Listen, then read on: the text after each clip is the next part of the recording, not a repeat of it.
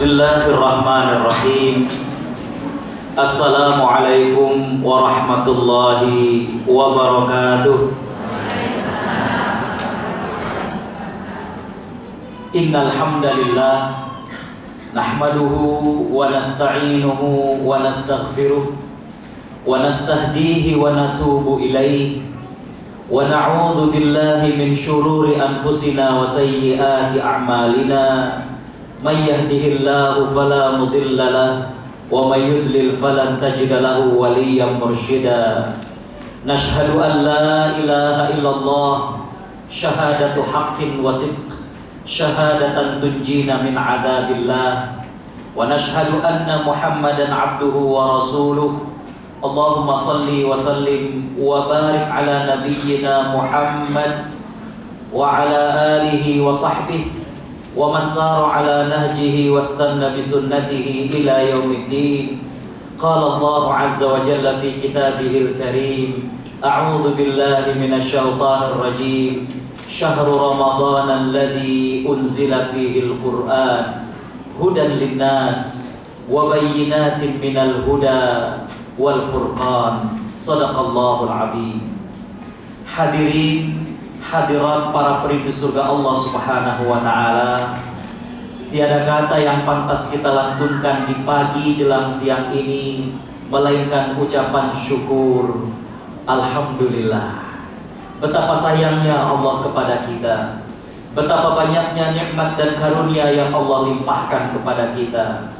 Allah berikan kesempatan hidup di hari ini, Allah berikan sehat kepada kita, Allah ringankan langkah kita datang dari tempat kita tinggal masing-masing untuk menuju ke acara Saum Istiqomah ini. Dan yang paling terbesar adalah Allah Subhanahu wa ta'ala masih menitipkan iman dan Islam di hati kita. Saya sering mengatakan dan sering saya ulang, iman memang tidak menjamin kita untuk selalu tertawa atau melimpah harta, tapi yang pasti iman menjamin kita untuk selalu merasakan sayangnya Allah kepada kita.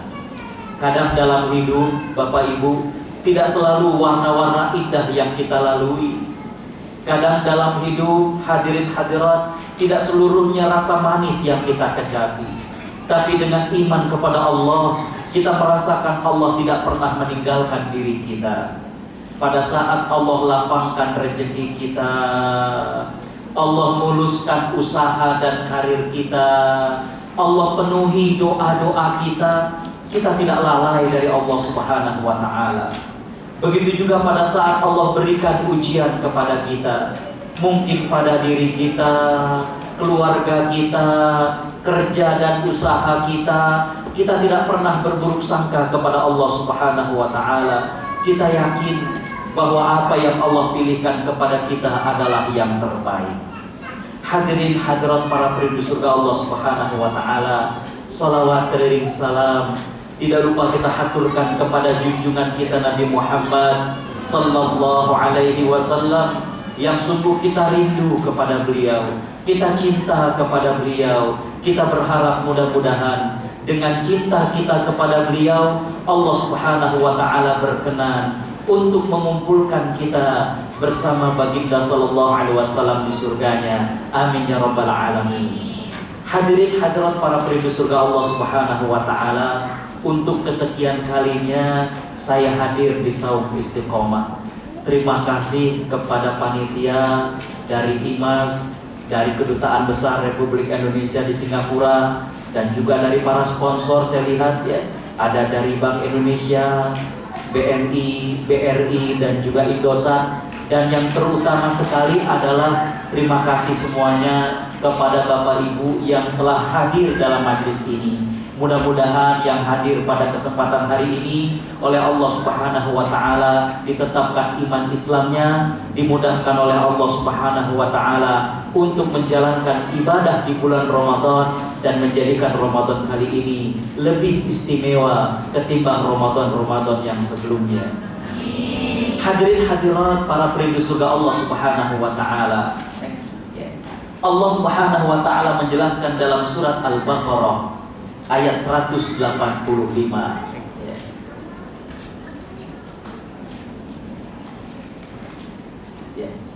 A'udzu billahi minasyaitonir rajim. Syahrul Ramadan, bulan Ramadan, alladzi unzila fihi al-Qur'an, di mana Allah Subhanahu wa taala menurunkan awal daripada Al-Qur'an. Hudan linnas, sebagai petunjuk kepada manusia. Hadirin hadirat ikhwatal iman rahimakumullah, di dalam Al-Qur'an Allah Subhanahu wa taala memberikan petunjuk kepada kita. Kalau kita dari rumah belum tahu kedutaan, maka kita menggunakan berbagai macam kemudahan. Ada yang dengan GPS, ada yang dengan WAZ, ya, untuk kemudian menjadikan kita bisa nyampe ke tempat ini. Begitu juga dengan manusia. Kalau tidak ada petunjuk dari Allah Subhanahu wa taala, maka manusia akan tersesat. Mereka akan mengikuti hawa nafsunya saja. Sekedar dia ada suka dengan perempuan, maka kemudian dia datangi, dia lamar, tidak tahu apakah perempuan tersebut boleh untuk dinikahi atau tidak. Dalam Islam diatur mana yang boleh dinikahi, mana yang tidak boleh dinikahi. Dalam Islam perasaan cinta tersebut itu kemudian diarahkan, tidak dimatikan. Islam tidak melarang, bahkan menganjurkan kita untuk menikah. Tapi Islam juga tidak melepaskan keinginan itu begitu saja. Hudan linnas, menjadi petunjuk bagi manusia. Wa bayyinatin minal huda, dan penjelasan dari petunjuk-petunjuk itu. Hadirin hadirat, ingin bahagia di dunia dan di akhirat? Tentu kita ingin. Maka dalam Al-Quran dijelaskan kalau kita ingin bahagia, bagaimana hal itu? Wal furqan, dan juga sebagai pembeda antara yang benar dan yang batil. Next, hadirin hadirat para perindu surga Allah Subhanahu wa taala. Allah Subhanahu wa taala memilih bulan Ramadan untuk menjadi bulan yang Allah turunkan Al-Qur'an, menunjukkan keutamaan dari bulan Ramadan. Ya. Ada 12 bulan dalam satu tahun.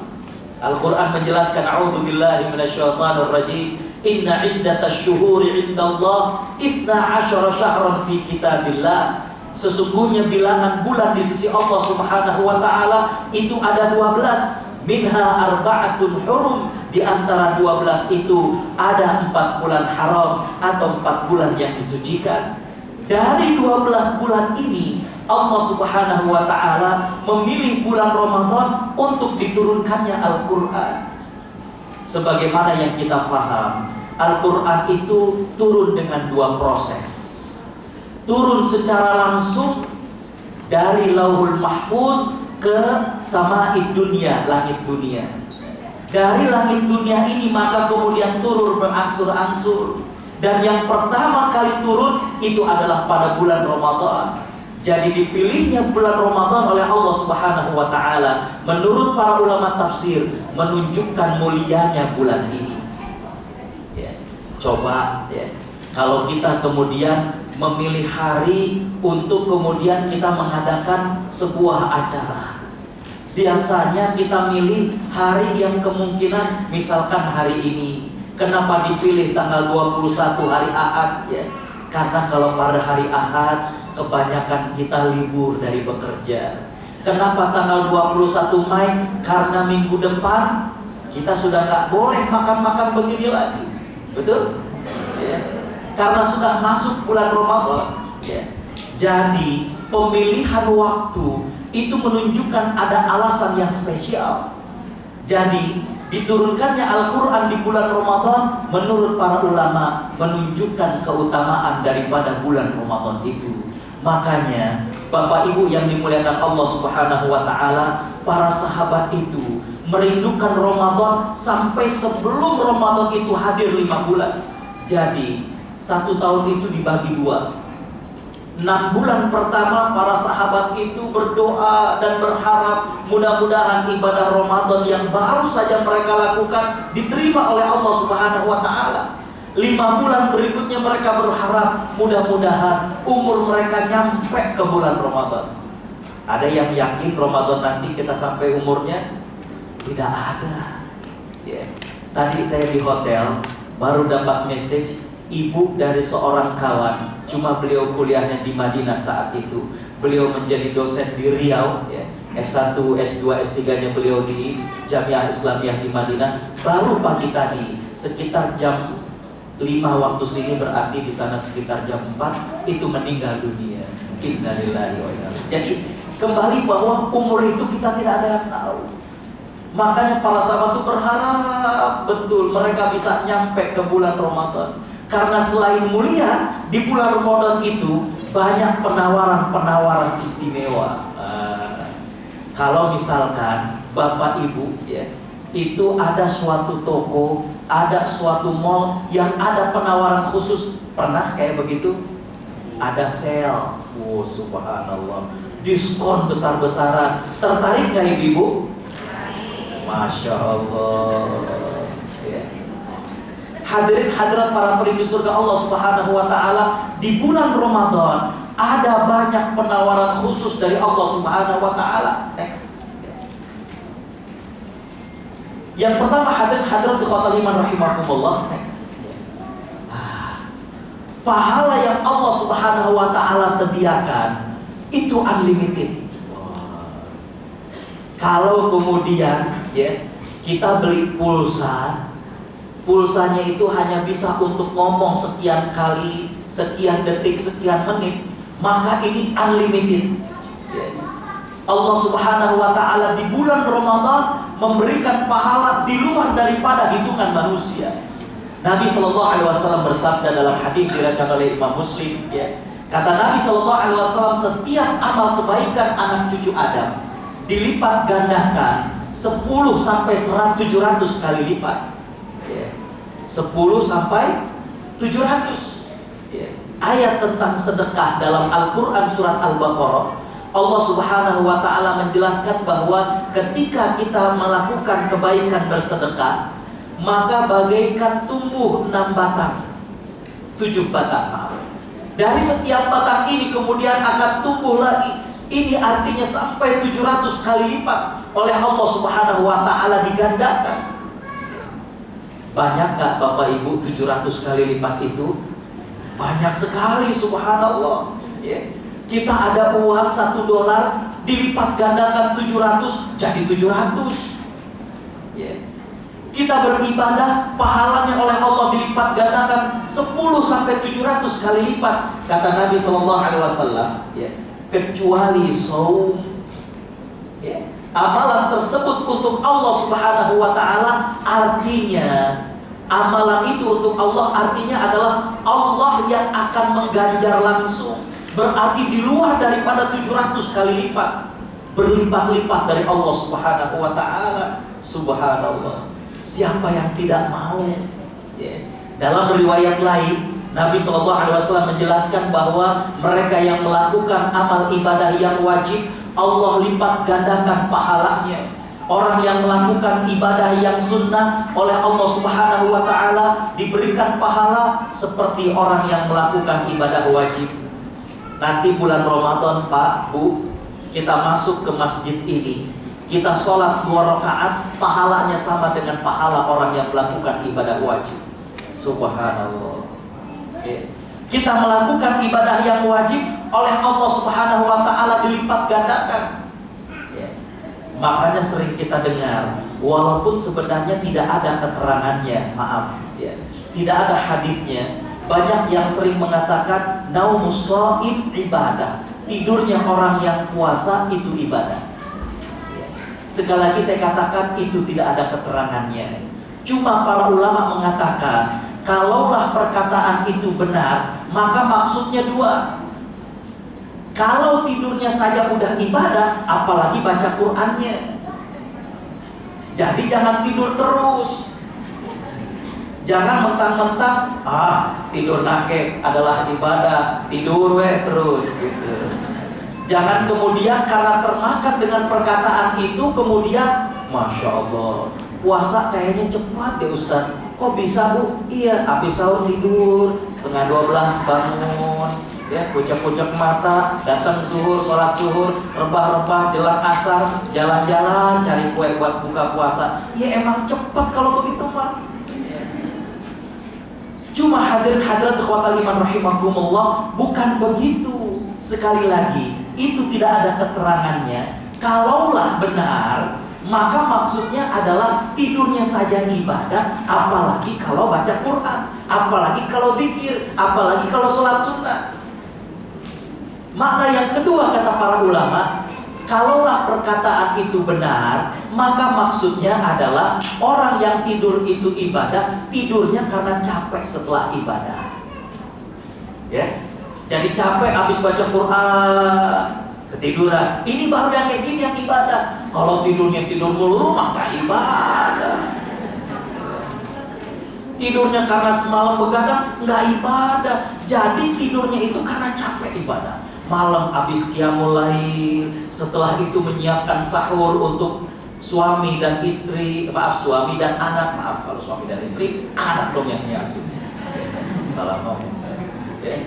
Jadi kembali bahwa ya, di bulan Ramadan Allah memberikan penawaran khusus. Yang pertama adalah pahala dari Allah Subhanahu wa taala unlimited.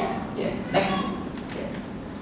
Yang menunjukkan bagaimana pahala dari Allah itu besar, Nabi Shallallahu Alaihi Wasallam bersabda dalam hadis yang diriwayatkan oleh Imam Muslim, kata Nabi SAW, al-umrah fi Ramadan, melakukan umrah di bulan Ramadan, pahalanya bagaikan yang haji. Subhanallah. Kalau haji pahalanya apa Bapak Ibu? Pahala haji surga. Umrah di bulan Ramadan pahalanya kayak haji. Tapi para ulama menjelaskan, kalau banyak hadis mengatakan seperti, itu bukan berarti kewajibannya jadi gugur. Kalau gitu nggak usah haji, umrah Ramadan juga sama seperti. Itu salah. Kalau dalam bahasa Sunda itu ada perkataan ari jiga mah jauh nya. Kalau cuma mirip itu nggak asli. Jadi tidak menggugurkan ibadah yang sesungguhnya. Ustaz Agus kalau nggak jenggotan ada tai lalat mirip kayak Rano Karno, nggak sama. Kalau mirip mah jauh dari aslinya. Ya. Jadi ketika Nabi SAW mengatakan pahalanya seperti, itu bukan berarti gugur kewajibannya. Dalam hadis yang lain, Nabi SAW mengatakan, barang siapa yang sholat subuh di masjid, kemudian menunggu sampai kemudian matahari terbit, dia sholat 2 rakaat seperti orang yang melakukan umroh. Nah, apalagi begitu, nggak umroh dia. Salah. Umrohnya tidak jadi gugur, cuma pahalanya. Ya. Jadi sekali lagi bahwa ari jiga mah jauh tipnya. Kalau cuma mirip, jauh dari yang aslinya. Bahkan dalam riwayat Imam Al-Bukhari saya sampaikan bahwa Nabi SAW mengatakan bukan cuma sekedar pahalanya seperti yang haji, bahkan kaman hajjah ma'i, seperti yang haji bersamaku. Subhanallah. Siapa yang gak kepengen ya. Makanya mudah-mudahan Allah Subhanahu wa ta'ala memudahkan kita yang hadir untuk bisa melakukan umrah di bulan Ramadan. Amin ya rabbal alamin. Next. Oh ini udah. Nah, Syekh Ibrahim Ar-Ruhaili ketika beliau menjelaskan hadis ini, kata beliau ya bahwa keutamaan bulan Ramadan ini bukan cuma pada ibadah umroh, tapi Allah lipat gandakan pahala itu pada ibadah-ibadah yang lainnya. Ya. Jadi sekali lagi bahwa ini penawaran khusus dari Allah Subhanahu wa taala. Ya. Next. Ya. Nah, Bapak Ibu Allah Subhanahu wa taala rahmati, penawaran khusus lainnya di bulan Ramadan adalah di bulan Ramadan ada satu malam yang dia lebih baik daripada 1000 bulan. Pernah ngitung nggak 1000 bulan itu ada berapa tahun? 83 tahun. Subhanallah. Kira-kira umur ibu nyampe nggak 83 tahun, Bu? Belum tahu ya. Tapi kalau ngelihat fisik sih nyampe nggak ya, malu kita mau bilangnya. Jalan dari turun taksi aja udah duduk dulu di pinggir. Ayo Bu, istirahat dulu mau Ustaz. Subhanallah. Ya. Enggak di sini maksudnya, enggak beda maksudnya. Ibu-ibu yang dirahmati Allah, ya. Jadi kembali bahwa satu malam lebih baik daripada 1000 bulan. Sahabat sempat bertanya kepada Nabi Shallallahu Alaihi Wasallam, ya Rasulullah, umat terdahulu umurnya itu panjang-panjang. Ibu-ibu, bapak-bapak tahu berapa umur Nabi Nuh? Umur Nabi Nuh itu 950 tahun. Dalam Al-Quran Allah menjelaskan tentang umur Nabi Nuh. A'udzubillahi minasyaitonirrajim.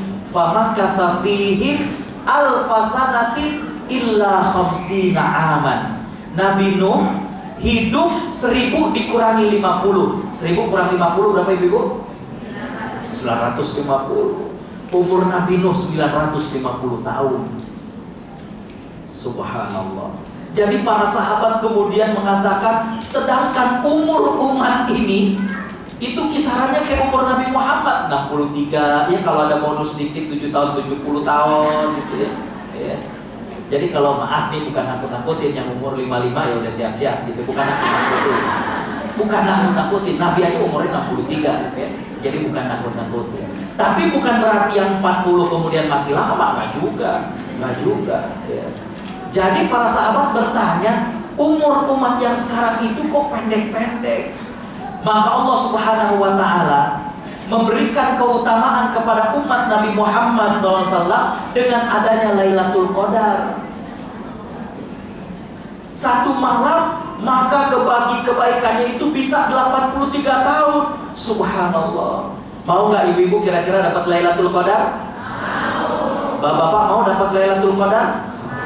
Lailatul Qadar ini artinya malam, bukan nama perempuan ya, Laila gitu, bukan. Jadi kembali Allah Subhanahu wa Ta'ala berfirman, a'udzubillahi minasyaitonirrajim. Bismillahirrahmanirrahim. Inna anzalnahu fi lailatul qadar. Sesungguhnya kami menurunkan dia Al-Qur'an di Lailatul Qadar. Lail artinya adalah malam. Al-Qadar ada dua makna. Makna yang pertama adalah mulia. Jadi bulan itu mulia karena Allah Subhanahu wa Ta'ala jadikan kepada hamba-hamba yang berdoa pada malam itu, hamba-hamba yang beribadah pada malam itu, Allah kabul doanya, Allah lipat gandakan pahalanya. Jadi qadar makna yang pertama apa Bapak Ibu? Mulia. Makna yang kedua qadar adalah sempit. Ini Allah gunakan dalam ayat lain, yabsutullahu rizqa wa yaqdir. Allah melapangkan rezeki dan Allah mempersempit. Kenapa malam ini disebut dengan malam yang sempit? Karena malaikat turun begitu banyaknya sampai berdesak-desakan sehingga terasa sempit kalaulah manusia mengetahui. Subhanallah. Jadi para ulama mengatakan bahwa di malam itu malaikat turun sedemikian banyaknya, berusaha mencari di mana hamba Allah yang tengah beribadah, di mana hamba Allah yang tengah berdoa. Jumlahnya luar biasa banyaknya, dan karena banyak inilah maka malam tersebut disebut dengan malam yang sempit atau Lailatul Qadar. Bapak Ibu Allah Subhanahu wa Ta'ala rahmati, dalam surat Ad-Dukhan Allah Subhanahu wa Ta'ala menjelaskan bahwa Lailatul Qadar itu adalah Lailah Mubarakah, malam yang penuh keberkahan dari Allah Subhanahu wa Ta'ala. Para ulama menjelaskan ada ciri. Nah, ini saya tandai bagaimana malam itu Lailatul Qadar atau tidak. Dari keterangan hadis memang tidak didapati, tapi para ulama menjelaskan dengan turunnya malaikat maka pertanda bahwa malam itu adalah Lailatul Qadar. Bagaimana hening dan khusyuknya malam itu. Sore badai, hujan, angin, tapi malam itu teduh, hening, seolah-olah alam ikut merasakan turunnya malaikat. Khusyuk suasananya. Kalau kita berada di suatu tempat dan kemudian kita mencermati, sore itu hujan besar, bahkan angin, petir dan lain sebagainya. Tapi ketika Isya berhenti, tenang. Di daerah-daerah yang di situ musim dingin, cuacanya tidak ekstrim dinginnya seperti hari sebelumnya, begitu khusyuknya. Ini di antara pertanda menurut para ulama bagaimana malam itu adalah Lailatul Qadar. Jadi nanti sama-sama kita, maaf kalau kata orang Jakarta, kita pantengin. Apa pantengin itu? Kita tungguin, kita perhatikan nanti di malam-malam ganjil itu di antara tanda. Kalau esok harinya yang menunjukkan bahwa semalam adalah Lailatul Qadar, para ulama menjelaskan di antaranya adalah bagaimana matahari itu terbit cerah tapi tidak terik. Jadi cahayanya terang tapi nggak panas, cerah. Yang kedua, burung-burung ikut beriang. Bagaimana menyaksikan hari itu hari yang penuh berkah. Jadi burung pada berkicau, riang sekali. Bukan karena di rumah miara burung kicau, bukan. Jadi memang ikut riang dengan alam. Nah, Bapak Ibu yang sama-sama merindukan surga Allah Subhanahu wa Ta'ala, lalu biar nggak nanti jadi pertanyaan, Ustaz, apa ciri orang yang dapat Lailatul Qadar? Ini yang sering ditanyakan. Kalau tanda alamnya tadi begitu, tanda alam paginya begitu. Ciri orang yang dapat Lailatul Qadar itu bagaimana sih? Apakah mirip kayak orang yang habis makan blek terus kenyang? Dia dapat nih. Cirinya kenapa? Pagi nggak nafsu makan, begitu ya? Enggak ya. Ciri orang yang dapat Lailatul Qadar adalah bagaimana dia bertekad untuk mempertahankan semangat beribadah di bulan Ramadan. Itu orang yang dapat Lailatul Qadar. Baik, hadirin hadirat ikhwatal iman rahimakumullah, Nabi sallallahu alaihi wasallam menjelaskan bahwa qad ja'akum, telah datang kepada kalian bulan Ramadan, bulan yang di dalamnya ada satu malam yang dia lebih baik daripada 1000 bulan. Next. Penawaran khusus berikutnya dari Allah Subhanahu wa Ta'ala adalah, subhanallah Bapak Ibu, pintu surga dibuka, pintu neraka ditutup oleh Allah Subhanahu wa Ta'ala. Dalam hadis yang diriwayatkan oleh Imam Bukhari dengan Imam Muslim dari sahabat Abu Hurairah, Nabi sallallahu alaihi wasallam bersabda, "Idza jaa Ramadan, futihat lahu abwabul jannah." Subhanallah. Apabila datang bulan Ramadan, maka pintu surga dibuka. Subhanallah. Bu, pintu surga dibuka. Apa artinya pintu surga dibuka? Al-Qadiyah, seorang ulama dari mazhab Maliki, beliau banyak menguraikan hadis dari Sahih Muslim. Beliau mengatakan bahwa maksud dibukanya pintu surga adalah orang pada bulan Ramadan cenderungnya baik. Yang tadinya rada pelit, bager, baik kalau bulan Ramadan, dia dermakan hartanya. Yang tadinya pemarah kalau di bulan Ramadan, lagi Ramadan. Padahal sebelumnya dia pemarah, di bulan Ramadan masih ngingetin orang, lagi Ramadan. Jadi kecenderungan orang di bulan Ramadan itu baik. Di tempat tinggal biasanya kalau nyetel TV yang gitu ya, ini nanti Ramadan pamali, Ramadan nyalain bumi. Jadi kecenderungan orang itu baik. Futihat lahu abwabul jannah. Dan oleh Allah Subhanahu wa Ta'ala pintu neraka itu ditutup. Artinya oleh Allah Subhanahu wa Ta'ala dipersempit peluang melakukan dosa. Bahkan Nabi sallallahu alaihi wasallam bersabda, "Wasufidatis syayatin," dan setan itu dibelenggu. Para ulama hadis menjelaskan bahwa apa maksudnya setan itu dibelenggu? Ustaz, katanya setan dibelenggu. Pas Ramadan saya pulang, nyampe ke Jakarta, memang wartegnya sih ditutup Ustaz pakai kain, di bawah kaki muluan ini. Katanya setan dibelenggu. Kok masih banyak yang melakukan maksiat? Para ulama hadis menjelaskan makna setan dibelenggu itu dua.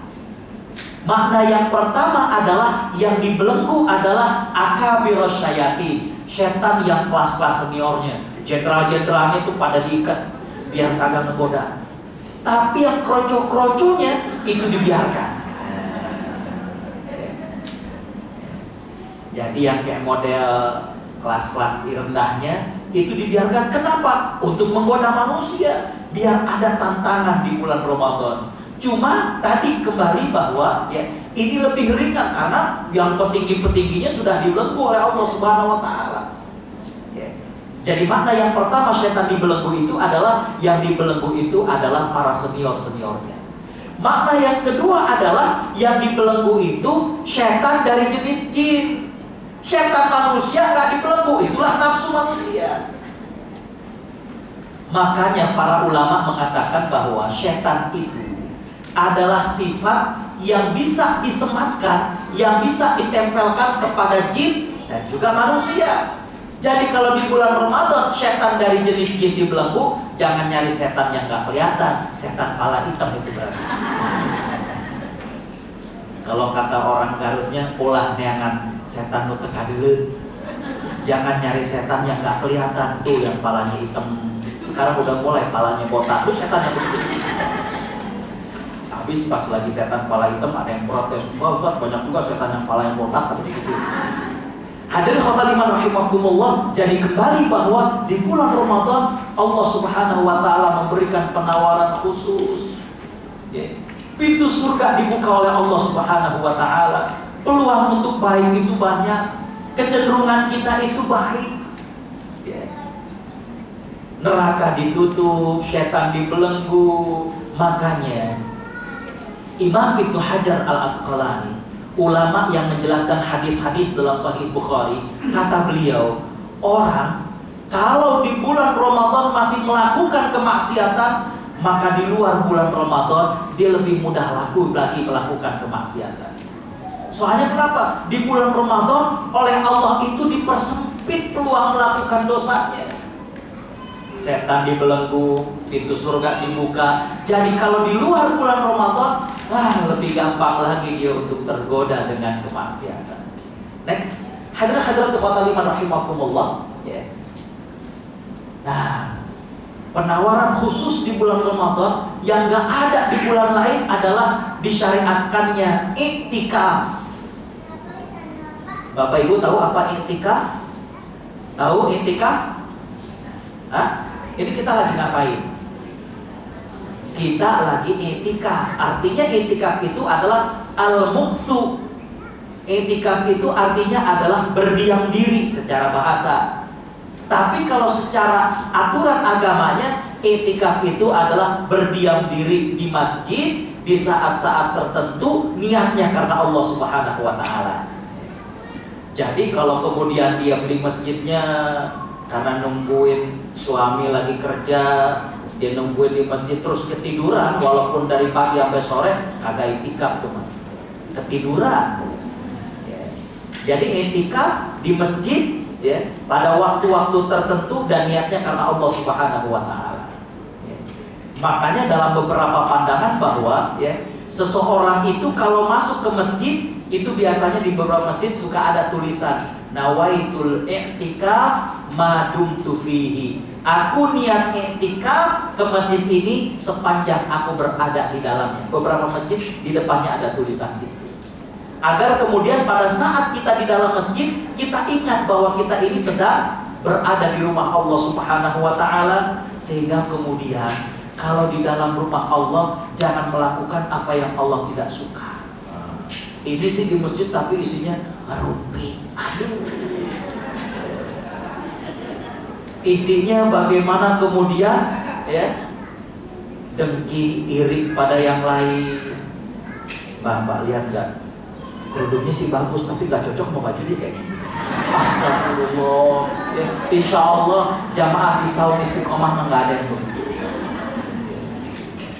Itu di rumah Allah tapi melakukan apa yang Allah gak suka. Itu bagus loh matching. Ya tapi kerudungnya model lama, ada yang model baru loh. Astagfirullah. Jangan. Aduh. Jangan. Jadi iktikaf itu demikian, berdiam di masjid untuk waktu-waktu tertentu dan niatnya karena Allah Subhanahu wa taala. Allah Subhanahu wa taala menjelaskan dalam surat Al-Baqarah ayat 187, ya. A'udzu billahi minasyaitonir rajim, ya. Uhilla lakum lailatas syiyamir rafathu ila nisaikum. Dihalalkan bagi kalian di malam hari di bulan puasa untuk campur dengan istri kalian. Hunna libasun lakum wa antum libasun lahun. Mereka adalah pakaian bagimu. Bapak, Ibu, kalau namanya pakaian kayak gini, dia nutupin aurat enggak? Nutupin. Jadi ketika Allah mengatakan pasangan itu bagaikan pakaian, berarti kita mesti bisa menutupi aurat daripada pasangan kita. Kita bisa menutupi kekurangan pasangan kita. Jadi jangan sampai kemudian apa yang menjadi aib dari pasangan kita ceritakan secara umum. Yang suka aktif di media sosial, ini bapak-bapak ini pada diam. Ibu-ibu aktif di media sosial, Facebook aktif. Hati-hati bagaimana nulis status, ya. Saya sering dapetin, lagi bete sama suami, jangan di Facebook kalau begitu. Hunna libasul lakum wa antum libasul lahun. Suami itu bagaikan pakaian buat kita. Kita laki-laki adalah pakaian bagi istri kita. Artinya saling menutupi. Jangan malah curhatnya di Facebook. Seujung dunia pada tahu. Lihat di komennya, jangan ada apa. Emang dasar laki-laki. Komennya jadi begitu semua. Astagfirullah. Ada laki-laki yang baca, dia ikut komen, no woman, no cry. Kagak ada perempuan memang kagak bikin sedih. Jadi, subhanallah. Jangan. Allah kemudian melanjutkan tentang ayat ini di ayat 187, bahwa ada kata-kata wa antum akifuna fil masajid, sedangkan kalian sedang iktikaf di masjid. Aisyah radhiyallahu anha, ya. Tahu Bapak Ibu Aisyah? Aisyah ini putri dari Abu Bakar As-Siddiq, istri Nabi sallallahu alaihi wasallam. Beliau menceritakan karena Rasulullah sallallahu alaihi wasallam adalah Rasulullah SAW punya kebiasaan ya'takifu fil ashril awakhir, di 10 malam terakhir di bulan Ramadan, hatta yatawaffahullah, sampai Allah mewafatkan dirinya. Itu tidak ada di bulan lain. Jadi kalau kita baca sejarah Nabi Muhammad SAW, sebelum beliau dilantik menjadi Nabi, beliau suka pergi ke Gua Hira. Tapi setelah beliau diangkat menjadi Rasul, itu nggak pernah dilakukan lagi oleh beliau. Di sini para ulama menjelaskan bahwa tidak boleh adanya uzlah jasadiyah. Tidak boleh adanya kita mengasingkan fisik kita dari manusia. Bete masyarakatnya banyak maksiat. Terus gimana? Mau tinggal di gunung? Emangnya siapa? Ya. Enggak. Ya. Tidak boleh melakukan hal itu. Sebagai seorang muslim, maka kita kemudian harus bergaul, bersabar dengan masyarakat yang ada. Makanya dalam 1 tahun, ya, ada yang disunahkan oleh Nabi, yaitu iktikaf. Itu uzlahnya uzlah syu'uriyah. Jadi kita bukan mengasingkan fisik, tapi bagaimana hati kita tidak disibukkan dengan dunia. Jadi di antara adab iktikaf bukan cuma kita di masjid doang Bapak Ibu. Order bisnis jalan terus di handphone, ya. Orang tilawah kirim 100 pcs. Kagak berhenti. Ini sih cuma pindah kantornya doang. Yang tadinya di orchard jadi di masjid, tapi sibuk dunianya gak berubah. Mestinya iktikaf itu, ya, hadirin khotaliman rahimakumullah, kita bisa kemudian mengurangi aktivitas dunia kita. Ya. Ustaz, apakah iktikaf itu harus selalu di masjid? Ya. Yang disunahkan di masjid. Ibu-ibu sering bertanya, Ustaz, bagaimana kalau kita iktikafnya di rumah? Waduh Bu, kalau memungkinkan iktikafnya di masjid. Kenapa? Kalau di rumah itu suka kurang fokus. Baru mau sholat, keingetan, sambil nyucian, masukin cucian. Kan pakai mesin cuci Ustaz, tinggal kita buat timernya seukuran 2 rakaat saja. Cuma kan waktu sholat jadi nggak begitu khusyuk. Pas sholat, itu mesin cuci kenapa ya? Nggak tahu nih mesin cuci zaman dulu gitu ya, yang masih kotak. Sholatnya jadi nggak khusyuk. Gitu. Habis nyuci, sambil ngeringin, gitu. Ya. Itu kan jadi ada sambit-sambitnya, sambilan-sambilannya. Ya. Ntar kalau udah nyuci, kegoda lagi. Iya ya, piring bekas buka puasa suami sama anak-anak belum dicuci. Gitu. Tapi kalau di masjid, kita bisa lebih khusyuk. Ya. Kalau kita nggak sholat malam, kita bisa baca Quran, kita bisa istighfar, kita bisa doa. Ya. Jadi Bapak Ibu Allah Subhanahu Wa Taala rahmati, itu penawaran khusus dari Allah Subhanahu Wa Taala di bulan Ramadan. Next. Nah, sekarang ya, apa yang menjadi topik kita adalah bagaimana agar Ramadan ini lebih nikmat. Next. Yang pertama, ya, nahan lapar juga nahan nafsu. Nah, bukan cuma nahan laparnya saja, tapi juga nahan nafsu. Ya. Karena hakikat daripada kita nahan lapar, kita mampu menahan nafsu kita. Ya. Jangan sampai Bapak Ibu Allah Subhanahu Wa Taala rahmati, ya, makan kita tahan, minum tidak kita lakukan, tapi nafsu tidak kita tahan. Ya.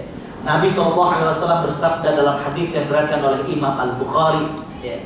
Kata Nabi SAW, "Man lam yada' qaula zur wal amali bih." Barang siapa yang tidak meninggalkan perkataan dusta dan melakukannya, falaisa lillahi hajatun fi an yada'a ta'amahu wa syarabah, maka Allah tidak perlu dengan dia yang telah meninggalkan makan dan minumnya. Jadi lapar ditahan, nafsu nggak ditahan. Ya. Habis sahur, ya, keliling. Ya.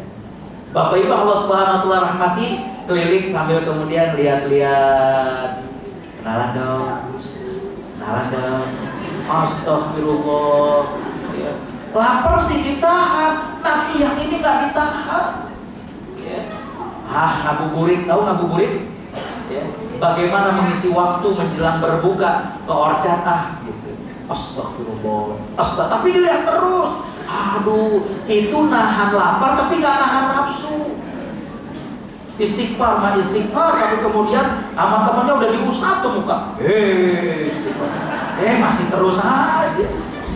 Itu namanya nahan lapar, tapi nafsunya nggak ditahan.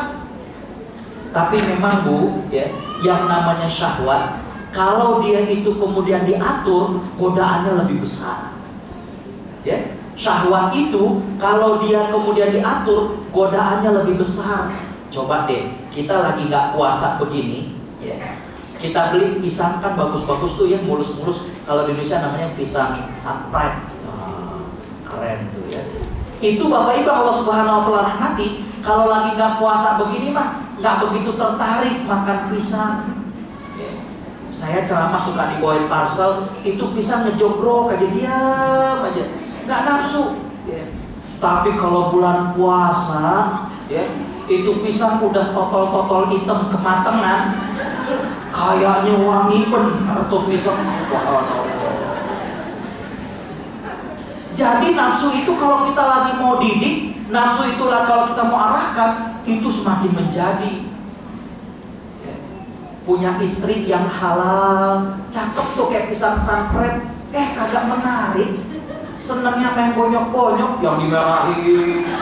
Astagfirullah. Pisang bonyok yang ditemani, innalillahi. Yang sanpret mah kagak dia demen. Nafsu itu namanya nafsu manusia. Yang halal, bagus, nggak tertarik. Yang tertariknya kayak begitu. Ada seseorang datang kepada seorang alim ulama. Dia mengatakan, wahai imam, kenapa sekarang saya tidak begitu tertarik dengan istri saya? Kata ulama ini, apakah istrimu mengalami kecelakaan sehingga sebagian besar dari fisiknya kemudian berubah? Kata laki-laki ini, tidak wahai imam. Ditanya lagi, apakah engkau suka melihat wanita yang haram bagimu? Kata laki-laki ini, betul. Kata sang imam adalah, begitulah seseorang Kalau terlalu sering melakukan yang haram, yang halal tidak lagi menarik bagi dirinya. Yang bonyok-bonyok yang didemen, yang sangkat kagak tertarik. Yang pakai kerudung, yang rapi, nggak tertarik. Yang bonyok-bonyok didemen. Itu nafsu kayak begitu. Jadi bulan Ramadan selain nahan lapar, nahan nafsu. Kalau cuma sekedar nahan lapar, pada saat mau berbuka puasa, dia umbar nafsunya. Dia umbar bagaimana keinginannya. Coba, saya sering bilang, mata lebih lebar dari perut ibu-ibu. Benar gak? Apa artinya lebih lebar? Kepengennya mata lebih banyak. Ada lihat es campur, pesen. Ada biji salak, pesen. Kolak, es kelapa kayaknya enak. Subhanallah, karena dikasih tahu sama ustaz yang sunnah itu makan korma, ya. Kemudian diminum teh hangat, udah kenyang begitu doang. Lah es kelapa, kolak, nggak muat. Jadi mata itu lebih lebar dari perut. Mata sih melihat makan, apalagi buka puasa modelnya buffet, ya, prasmanan, pengennya semuanya. Di perutnya kadang muat ternyata, ya. Jadi kembali bahwa bagaimana agar Ramadan bisa lebih nikmat. Yang pertama bukan cuma sekedar nahan lapar, tapi juga nahan nafsu. Nafsu buat mulut nih Bu, hati-hati. Aduh subhanallah, ya. Nafsu mulut, ya. Nafsu mata. Jangan salah, ya.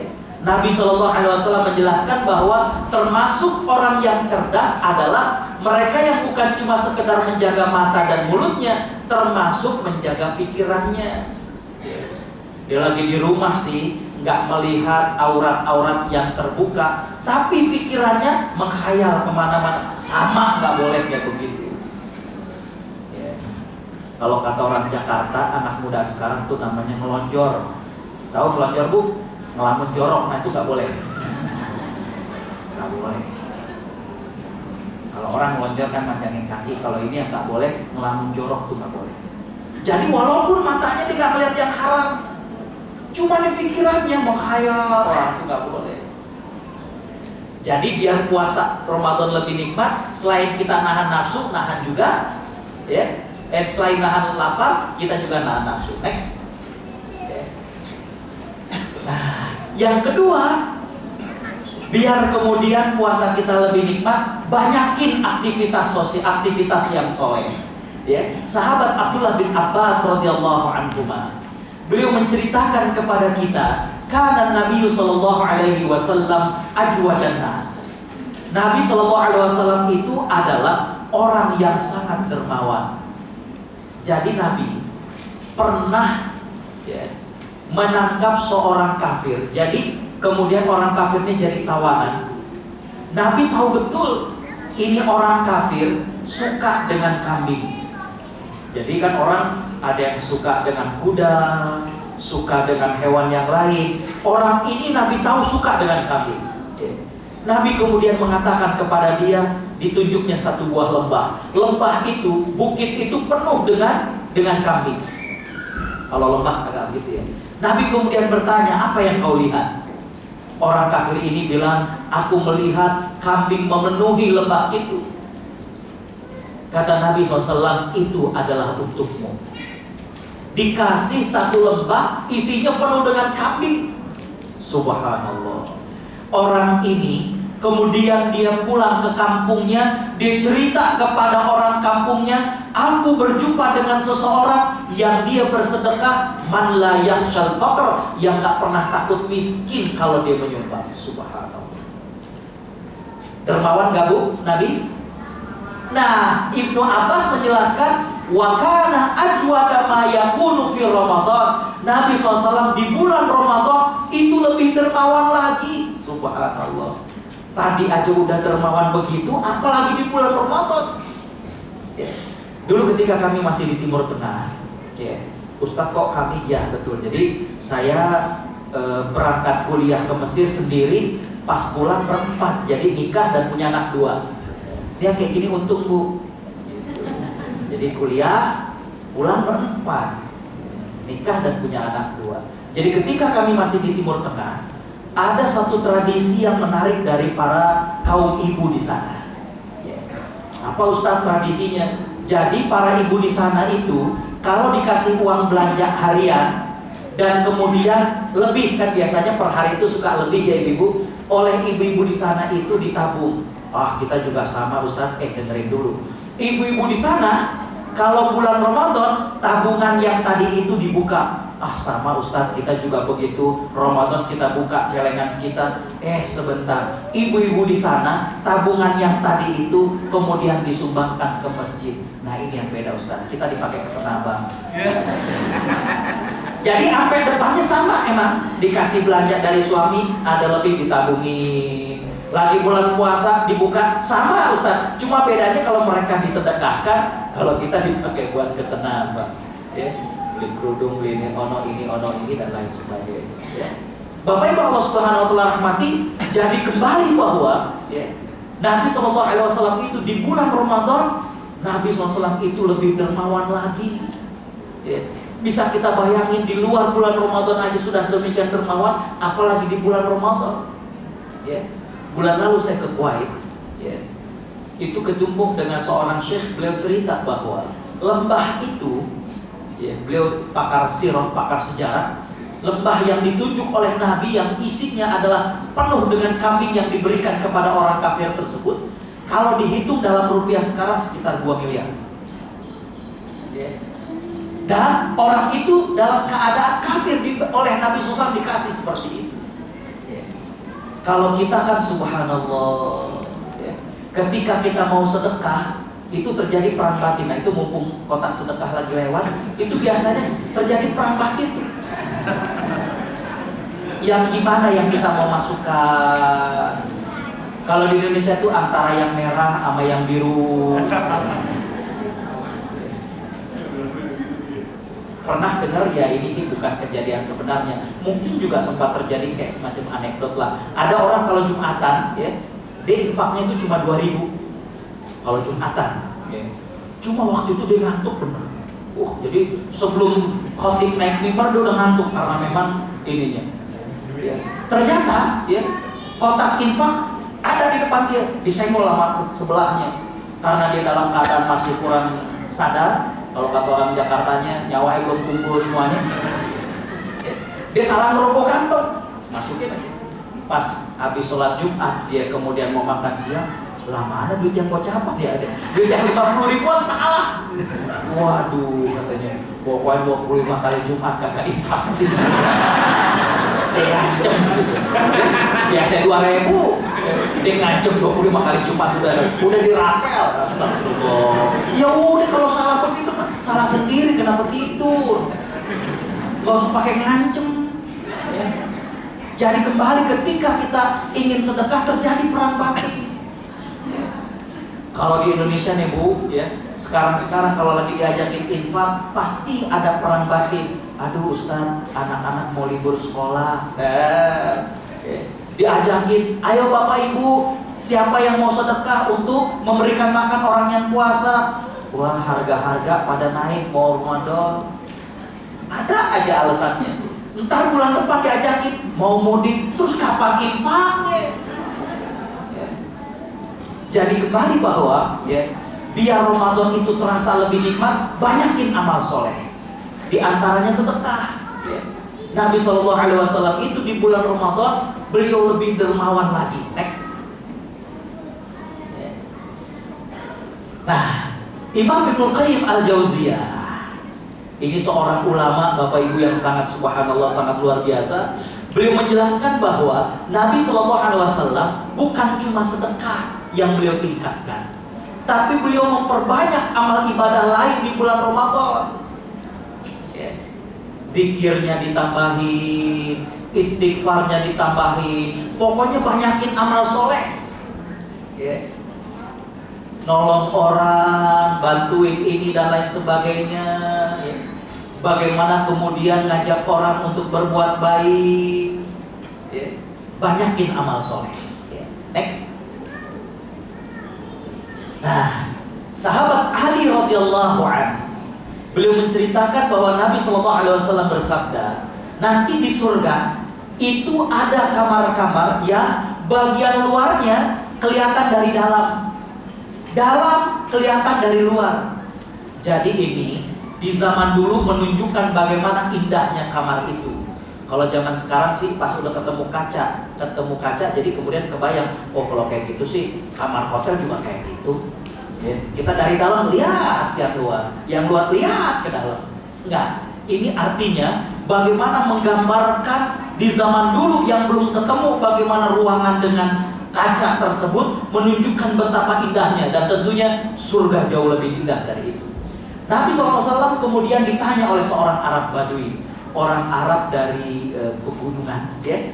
Orang Arab ini bertanya, ya Rasulullah, untuk siapa kamar-kamar itu disiapkan? Kata Nabi SAW, untuk orang yang berkata jujur. Ya, subhanallah, zaman sekarang ya, nyari laki-laki, nyari perempuan yang jujur agak susah ya Bu. Ya, susah ya. Kenalan, ngakunya bujangan, buntutnya udah 3, udah 4 ya. Apalagi kalau kenalannya di Facebook banyak bohongnya ya. Foto orang ditempel di Facebook.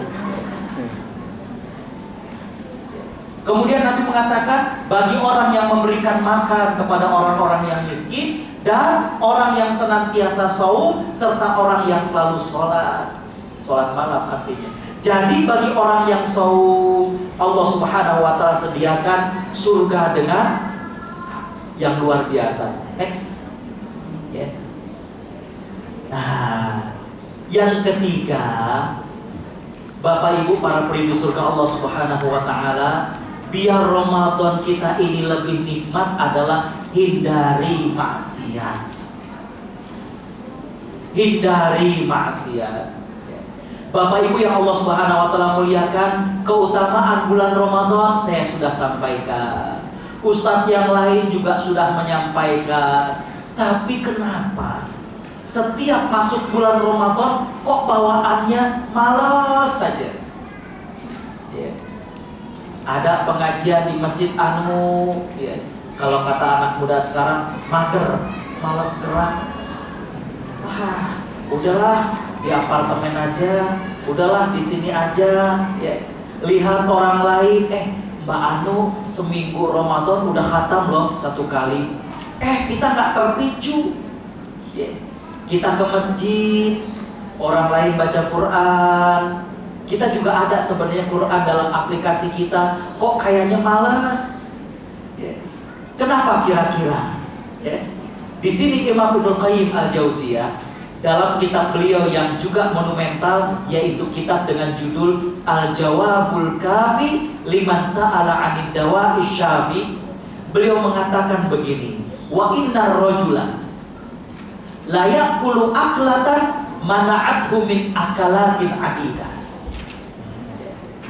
Maaf, belum keluar yang itu. Hadis dari Nabi SAW, ya. Nabi SAW menjelaskan kam min sha'imin. Dalam riwayat lain, rubba sha'imin laisa lahu min siyamihi illa al-ju' wal 'atash.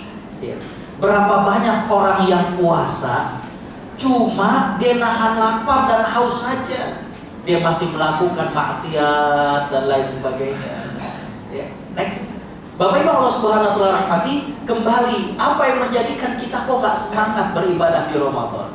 Apa yang menjadikan kita gak tergerak lihat orang lain itu udah khatam, lihat orang lain bersedekah, lihat orang lain rajin tarawih ke masjid? Kenapa? Kemungkinan karena next lagi, nanti kita balik setelah itu.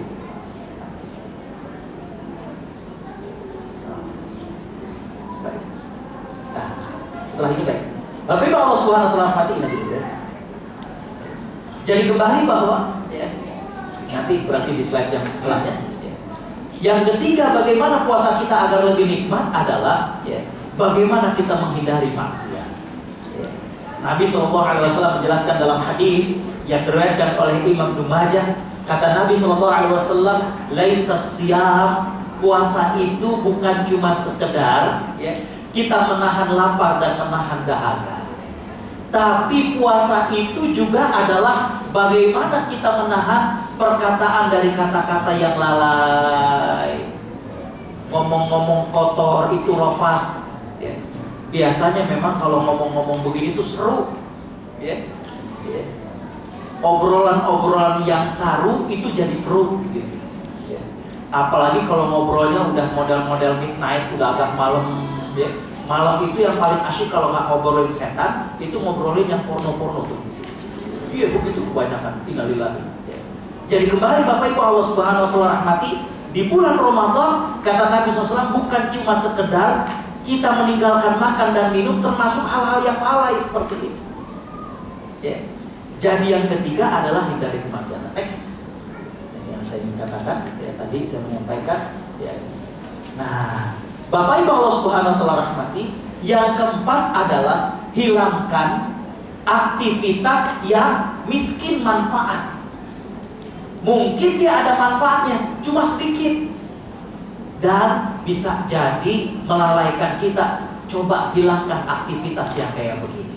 Jadi selain bagaimana kita meninggalkan maksiat, biar puasa kita lebih nikmat, Bapak Ibu Allah Subhanahu wa taala rahmati, adalah hilangkan aktivitas yang miskin dengan manfaat. Nabi Shallallahu alaihi wasallam bersabda, sesungguhnya Allah Subhanahu wa taala mencintai 3 hal dan membenci 3 hal. Yang pertama, Allah Subhanahu wa taala mencintai sedikit makan. Allah mencintai sedikit tidur. Allah mencintai sedikit berbicara. Kenapa demikian? Karena ya, orang yang banyak makannya, kata para salafus soleh, ya, kalau orang banyak makannya, maka matanya menjadi berat, ya, akalnya menjadi malas, dan syahwatnya menjadi bangkit. Ya. Orang kalau udah kenyang, aduh, udah mager deh, duduknya juga udah beda, ya. Jadi kalau sudah makannya terlalu banyak, mata juga jadi berat, ya. Bagaimana oksigen kemudian tidak mengalir dengan baik, akhirnya muak. Ya. Begitu juga, ya. Bagaimana sedikit tidur, Bapak Ibu pernah kebanyakan tidur, ya. Kalau kebanyakan tidur, yang ada bukan bugar badan ini, malah kerasanya kayak lemas. Ya. Dan yang berikutnya adalah sedikit berbicara. Ya. Soalnya kalau banyak bicara itu banyak keselionya, banyak salahnya, suka ditambah-tambahin. Ya. Kalau kata orang Jakarta, kalau duit orang biasanya pengennya ngurangin, tapi kalau omongan orang biasanya pengen nambahin. Orang duit ditipin pengennya dikurangin, tapi kalau omongan ditambahin, pakai warna-warni ini, dan lain sebagainya. Ya. Jadi Allah Subhanahu wa taala mencintai sedikit berbicara. Jadi kalau ada pepatah diam itu emas, tapi kalau bicaranya itu zikir, nasehatin orang, maka berbicara yang seperti ini lebih bagus dari emas. Apa yang lebih mahal dari emas? Hah? Jadi kalau diam itu emas, maka bicara ngasih nasihat kepada orang, bicara kemudian ngajak orang kebaikan, itu lebih bagus dari emas. Jadi yang keempat, biar puasa kita lebih nikmat, adalah hilangkan aktivitas yang miskin dengan manfaat. Next. Bapak Ibu Allah Subhanahu wa taala rahmati, nah ini. Maksiat itu ternyata bikin kita berat, bikin kita itu kemudian malas melakukan ibadah. Kita nggak tergerak melakukan kebaikan. Lihat orang lain rajin, kita kok malas mencontoh dia. Nah, Imam Ibnu Qayyim Al-Jauziyah dalam kitabnya Al-Jawabul Kafi liman sa'ala 'anid dawa'i syafi, beliau mengatakan, wa innar rajula la ya'kulu aklatan mana'athu min akalatin adidah. Ada orang yang dia menyepelekan makanan, cuma gitu doang, nganggap remeh makanan, dia makan, salah makan, ternyata bikin dia gak bisa makan sekian kali makan. Seneng nama ikan asin, apalagi ikan peda. Saking demennya sampai disempit tuh, bibirnya jontor gak tau. Pas ngaca gede, ya. Akhirnya dia kagak bisa makan yang berikutnya. Ini ternyata ilustrasi Imam Ibnul Qayyim tentang dosa. Ada orang yang menyepelekan dosa, tapi bikin dia nggak bisa melakukan kebaikan setelah itu. Mirip kayak orang menyepelekan makanan. Ya. Saya minggu lalu diundang ke Ternate, ke daerah Tobelo yang dulu sempat konflik. Ya. Istri udah pesan, hati-hati makanan. Ya. Alhamdulillah karena daerahnya juga dekat tepi pantai, makan ikan. 6 hari di sana. Ketika malam terakhir besok mau pulang, disediain gulai kikil, gulai tunjang. Saya bilang, cuma sepotong, saya makan. Ya. Bapak Ibu Allah Subhanahu Wa Taala rahmati, ya, nggak perlu waktu lama. Pas besok paginya, ketika mau kemudian ke airport, saya pakai sepatu, saya bilang, oh ini sepatu kecil sebelah. Saya bilang.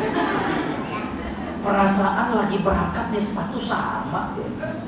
Saya bilang kenapa bisa? Saya paksakan. Di pesawat baru kemudian nyut-nyutan, sepatunya bengkak sebelah, asam urat kamu. Innalillah. Ada orang menyepelekan makanan sehingga kemudian ada dampaknya. Begitulah dengan dosa, kata Imam Ibnul Qayyim. Ada orang yang menyepelekan dosa, ternyata karena dianggap sepele, dia nggak bisa melakukan ibadah yang lainnya. Next. Imam Al-Ghazali lebih jelas lagi. Beliau mengatakan begini, kama anna shalah tanha 'anil fahsya fakadzalikal munkar tanha 'anis shalat wal khairat.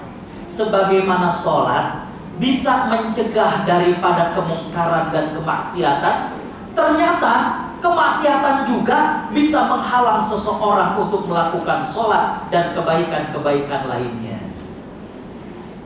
Paham ya? Sholat kan bisa mencegah kemungkaran, tapi ternyata Bapak Ibu, kemaksiatan juga jangan salah. Itu bisa menghalangi kita untuk melakukan sholat. Dia bisa menghalangi kita untuk melakukan kebaikan. Jadi bawaannya malas.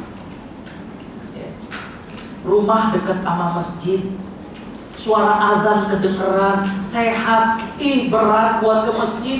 Bahkan rumahnya nempel sama masjid, subhanallah. Sholat juga nggak terlalu lama, paling 7 menit, 10 menit. Tapi kok berat? Jangan-jangan karena dosa. Kenapa di bulan Ramadan kita nggak terpicu untuk melakukan banyak kebaikan? Jangan-jangan karena dosa. Next. Lebih lugas lagi, Imam Al-Ghazali mengatakan, kam min nazratin mana'at qiyamal lail. Berapa banyak pandangan karena siang harinya melihat hal-hal yang haram, ya. Malam harinya susah buat bangun malam, ya. Karena siang harinya matanya jelalatan melihat aurat wanita yang tidak halal buat kita, malam harinya berat. Setelah alarm sudah di jam, ya, artinya untuk alarm bangun kita sudah, ya. Ternyata nggak bangun kita, subhanallah. Tetangga bangun, kita nggak bangun. Ada yang begitu tuh, subhanallah. Orang nyetel alarm, tetangganya bangun, dia kagak bangun.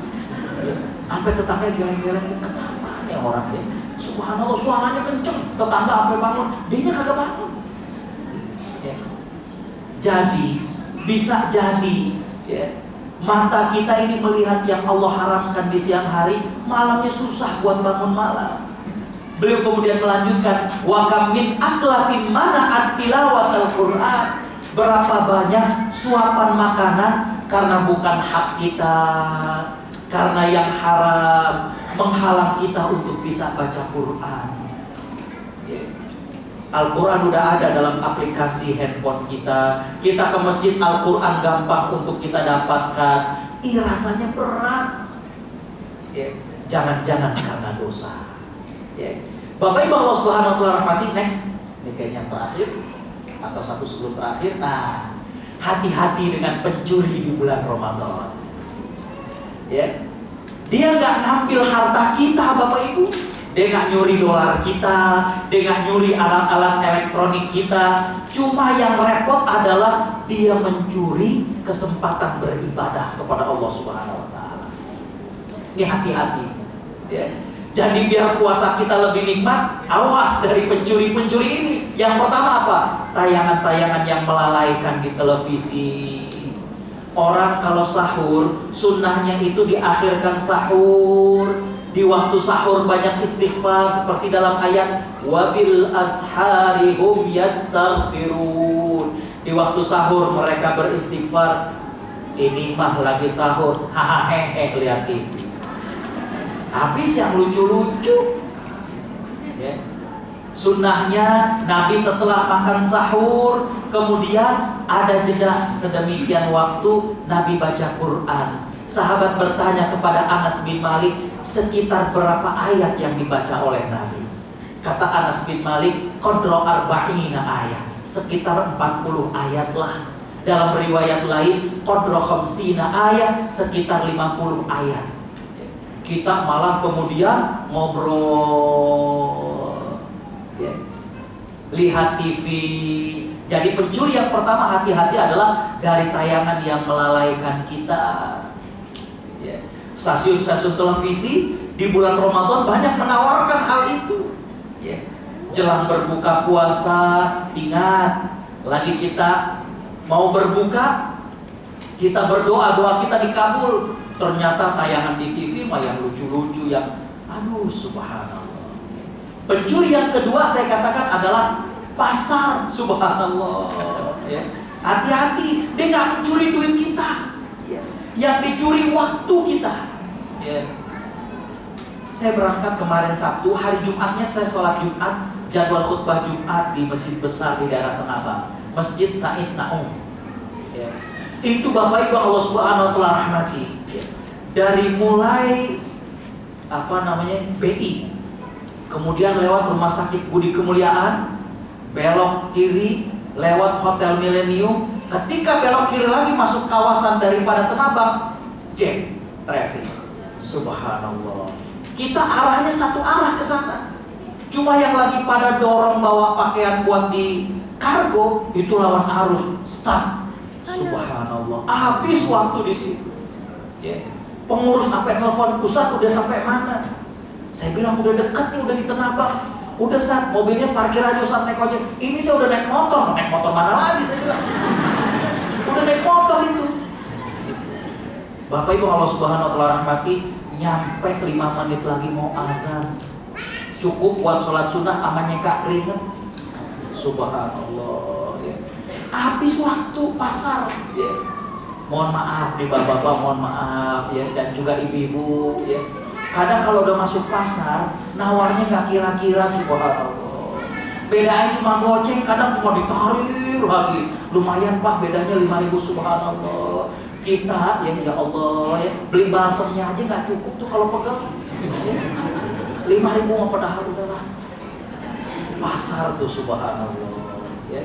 Dia bisa menjadi pencuri di bulan Ramadan. Ya. Kalau udah kayak gini, oh subhanallah. Ya. Pencuri yang ketiga di bulan Ramadan adalah begadang. Nah, gitu. Biar kemudian isi waktu, katanya habis tarawih janjian, wah ketemu kita di kafe, ngobrol ngakok sampai kemudian jelang sahur. Ya. Nggak ada manfaatnya waktu itu kemudian habis. Padahal kalau kemudian kita isi untuk yang bermanfaat, subhanallah, baca Quran, zikir, ya. Termasuk begadang, Bapak Ibu Allah Subhanahu wa taala rahmati, mohon maaf sekali lagi, hati-hati saat iktikaf. Jujur kalau saya pribadi, kalau iktikaf di Jakarta tidak mencari masjid-masjid besar.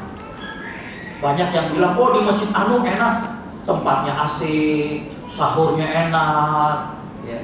Buka puasanya mantap, ustadz-ustadznya juga ceramahnya enak-enak. Saya justru menghindar dari masjid seperti itu.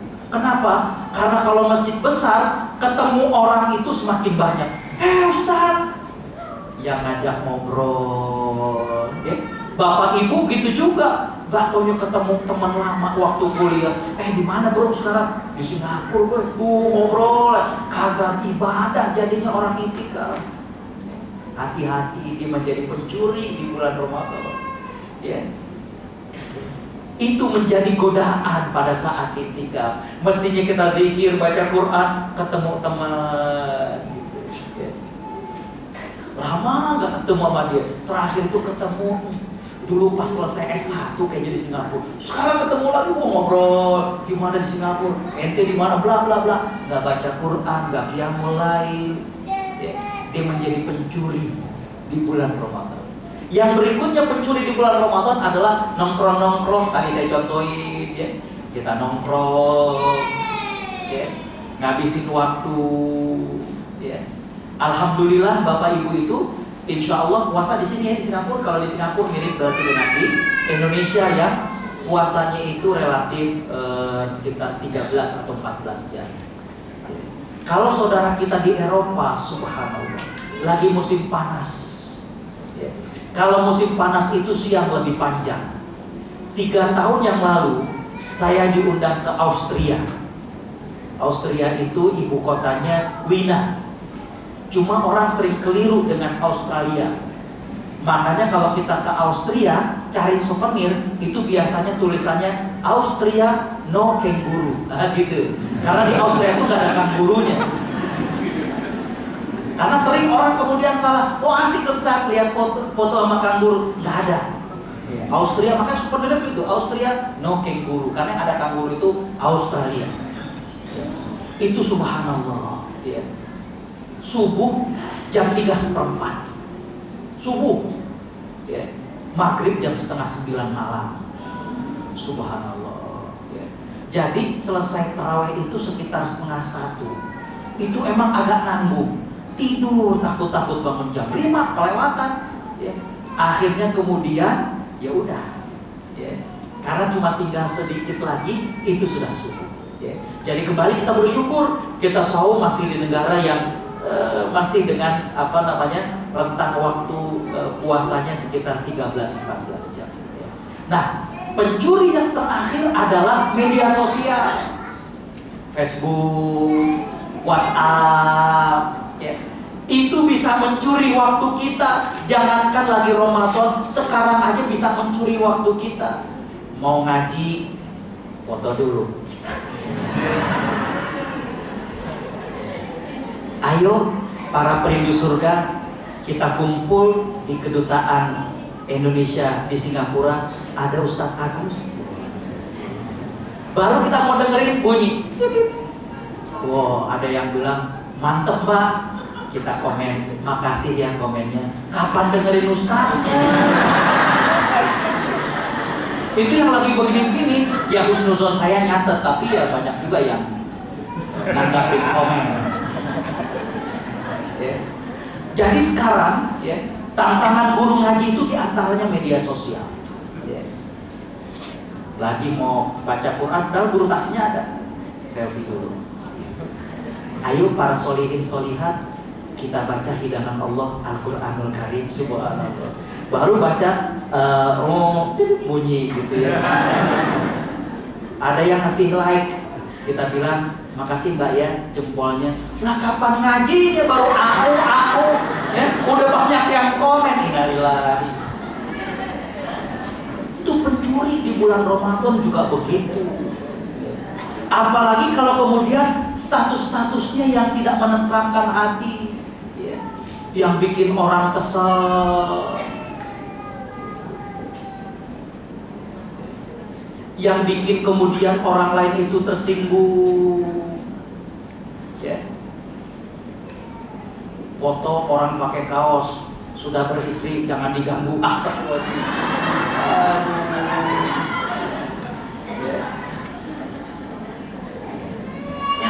Ya posting yang inilah yang baik-baik, ya, yang baik-baik. Ya. Di kita kayak begitu tuh harus dijaga. Ya. Ya. Baik di tulisan di media sosial, di kaos tuh harus dijaga. Ya.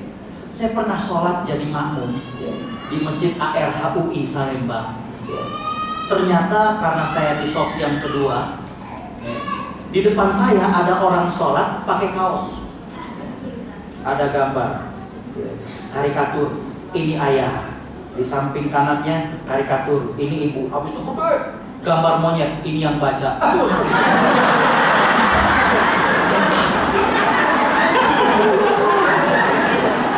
Saya pas di belakang. Astagfirullahaladzim. Emang sih nutup aurat, memang nutup aurat. Syarat sah sholatnya dia dapat, cuma bikin orang kagak khusyuk. Saya antara mau kesel sama mau ketawa. Sekali-kalinya Ustadz dibilang monyet sama orang itu. Astagfirullah. Yang kayak gitu nggak usah lah dipakai sholat. Cukup lagi di jalan. Saya pernah di Singapura ini ngelihat kaos judulnya I don't need Google, my wife knows everything.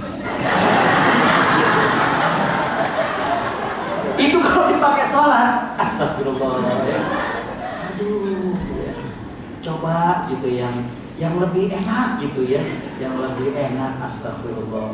Ini ayah, ini ibu gambar mon, ini yang baca, kan kita kebaca itu.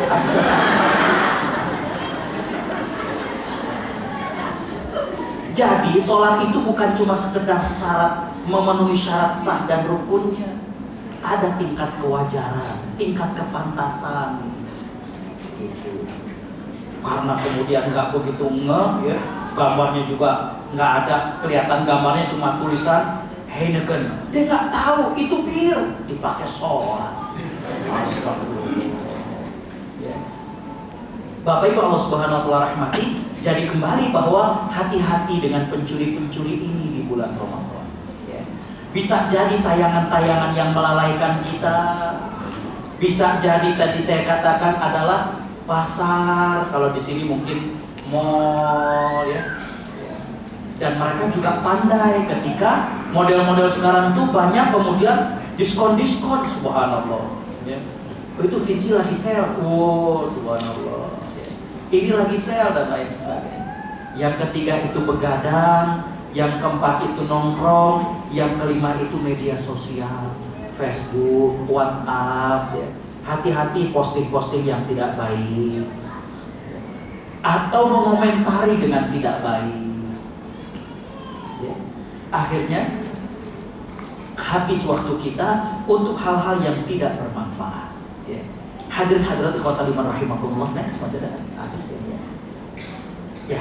Jadi demikian mungkin yang bisa saya sampaikan. Kembali bahwa hadirin hadirat ikhwatal iman rahimakumullah, di bulan Ramadan tadi saya ulangi lagi, Allah pilih bulan Ramadan untuk menjadi bulan diturunkannya Al-Quran.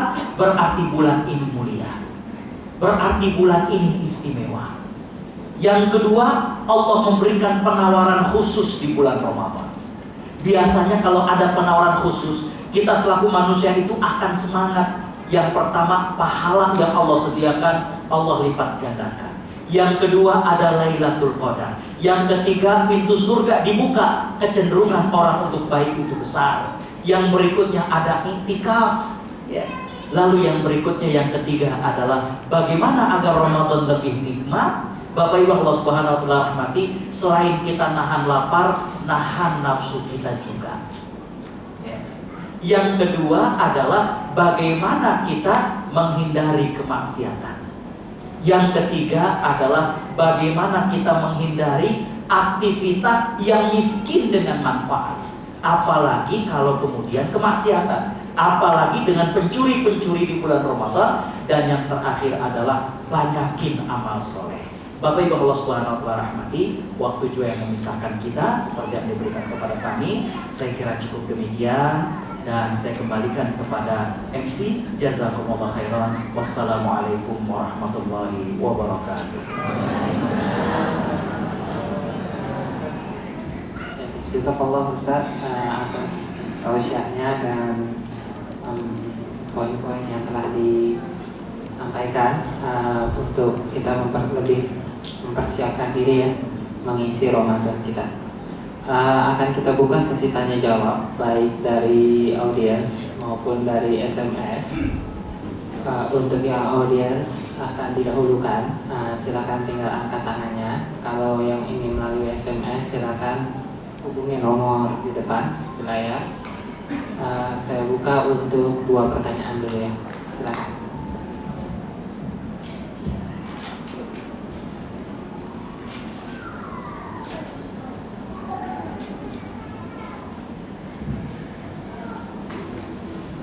Ada? Oke. Silakan.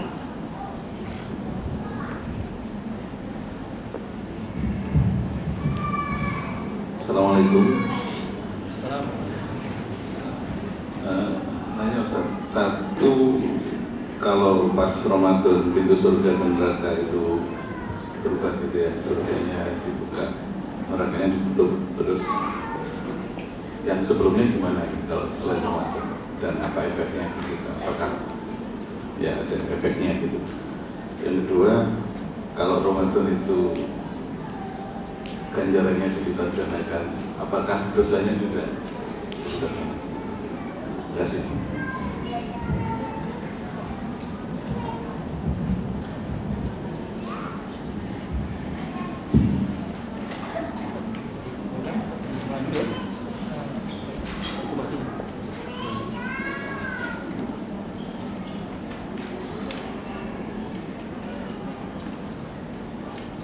Ya, mungkin kita kumpulkan dulu kali ya.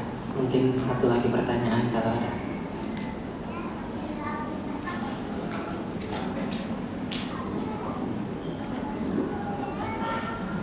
Oh, di belakang. Ya mungkin sembari mic-nya sampai ke penanya, mungkin kita ada ternyata audiens juga dari Sydney. Alhamdulillah, kawan-kawan kita turut menyimak melalui YouTube di sana. Bagi kawan-kawan di sana mungkin minggu depan ya Ustadz ya, Selasa ini ya Ustadz juga akan datang ke Sydney. Jadi silakan untuk hadir kajian Ustadz di sana juga. Ya silakan pertanyaannya Ibu.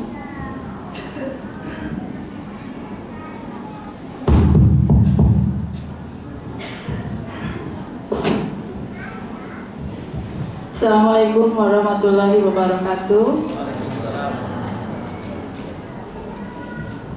Saya mau menanyakan, apakah hal yang membuat kita masuk ke surga? Dari hadis yang pernah saya baca, menurut Rasulullah SAW, bahwa amal baik kita tidak menjamin kita masuk ke surga, tapi rahmat dan ridho dari Allah Subhanahu wa Ta'ala. Terima kasih. Wassalamualaikum warahmatullahi wabarakatuh.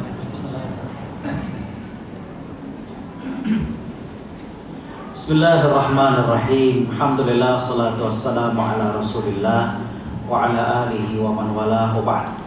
Hadirin hadirat para perindu surga Allah Subhanahu wa taala, ada 3 pertanyaan dari 2 penanya ya.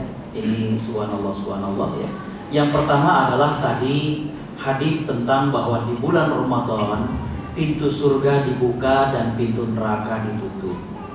Lalu bagaimana dengan di luar bulan Ramadan dan apa efeknya? Hadirin hadirat ikhwatal iman rahimakumullah ya. Kalau di luar bulan Ramadan, maka Allah Subhanahu wa taala ya, itu bukakan semuanya. Artinya adalah ya, tadi sudah dijelaskan yang dimaksud dengan pintu surga dibuka, pintu neraka ditutup adalah bagaimana Allah jadikan kecenderungan manusia itu untuk baik. Allah mudahkan kita untuk melakukan kebaikan. Kalau bahasa yang lebih ininya adalah auranya itu orang pengen baik. Nah, di luar bulan Ramadan, Bapak Ibu Allah Subhanahu wa taala rahmati ya, itu kembali bagaimana pertentangan antara nafsu yang berkolaborasi dengan setan. Jadi godaannya mestinya lebih dahsyat karena dia berkolaborasi ya. Makanya tadi saya katakan bahwa kalau orang di bulan Ramadan melakukan maksiat, di luar bulan Ramadan dia lebih mudah lagi terjatuh dalam kemaksiatan. Ya, karena di luar bulan Ramadan nafsu dia itu akan berkolaborasi dengan setan-setan yang besar-besar tadi. Ya, itu efek di luar bulan Ramadan. Yang kedua yang tidak kalah menariknya adalah kalau pahala di bulan Ramadan ditingkatkan, dilipat gandakan, bagaimana dengan dosa? Para ulama mengatakan bahwa ya, sebagaimana suatu tempat Allah muliakan, Allah lipat gandakan. Contoh misalkan Mekah dengan Madinah, itu kan Allah lebihkan kedua kota ini daripada yang lain. Kita sholat di Masjidil Haram pahalanya 100.000 kali lipat dibandingkan sholat di saung ini atau di masjid lain. Kita sholat di Masjid Nabawi, pahalanya Allah lipat gandakan 1000 kali lipat berbanding dari masjid lainnya selain Masjidil Haram. Ya. Jadi kota Mekah dengan Madinah ini Allah lebihkan. Cuma para sahabat juga menyampaikan bahwa sebagaimana pahala kebaikan di dua kota ini Allah lebihkan, dosanya juga Allah lebihkan. Makanya ketika Khalifah Umar bin Khattab, beliau memindahkan ibu kota dari Madinah ke Baghdad. Beliau khawatir, beliau menjadi khalifah itu ada salah dan kesalahannya. Ya. Jadi namanya manusia, apalagi beliau merasa sebagai seorang khalifah, ya, beliau khawatir ada kesalahan, dan kalau itu beliau lakukan di kota Madinah, maka dosanya juga akan meningkat. Maka beliau pindahkan ibu kota itu ke Baghdad. Ya. Bapak Ibu Allah Subhanahu wa taala rahmati, pertanyaan ketiga dari saudari kita berkaitan tentang apa yang memasukkan kita ke dalam surga. Ya. Hadirin hadirat ikhwatal iman rahimakumullah, hadis yang tadi ditanyakan itu adalah sahih. Ya. Dan kemudian sahabat juga kemudian bertanya, apakah engkau juga ya Rasulullah? Ya. Artinya engkau juga tidak masuk surga dikarenakan amalmu.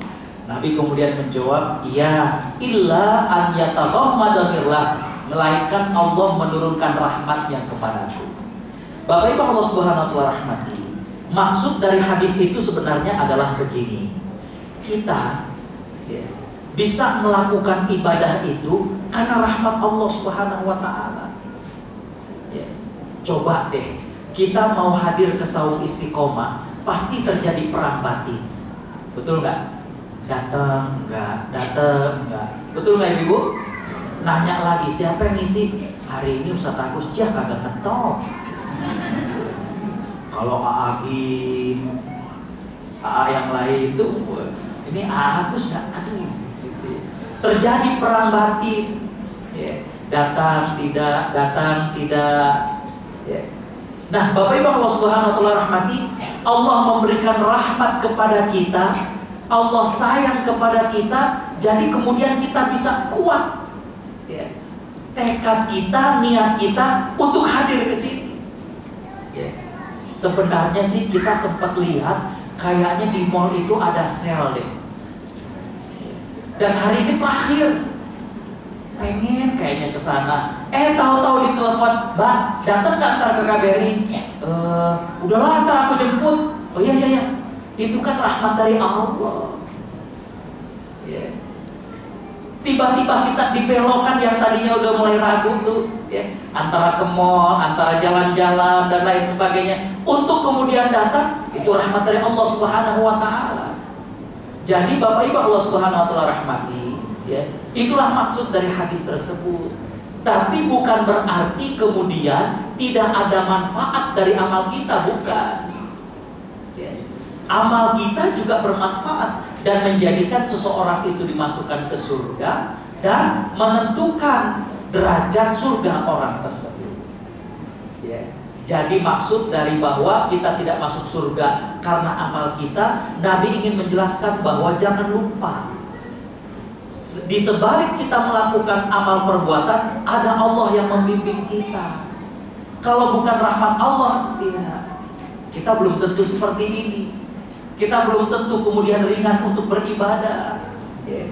Tapi tetap dengan amal dan usaha kita itulah yang kemudian menjadikan kita pantas untuk masuk ke dalam surga. Dan itu hadirin khotaliman rahimakumullah dijelaskan dalam banyak ayat, dijelaskan dalam banyak hadis yang lain. Di antaranya adalah laha ma kasabat wa 'alaiha maktasabat, bagi dia pahala dari apa yang dia lakukan dan bagi dia dosa dari apa yang dilakukan. Itu di surat Al-Baqarah. Begitu juga apa yang Allah firmankan dalam surat As-Sajdah ayat ke-17, a'udzubillahi minasyaitonirrajim, fala ta'lamu nafsun ma ukhfiya lahum min qurrati a'yun jazaa'an bima kanu ya'malun. Maka kita tidak tahu akan pahala yang menanti, akan nikmat yang menanti yang Allah rahasiakan kepada kita sebagai balasan atas ma ya'malun, atas apa yang mereka lakukan. Jadi amal juga memiliki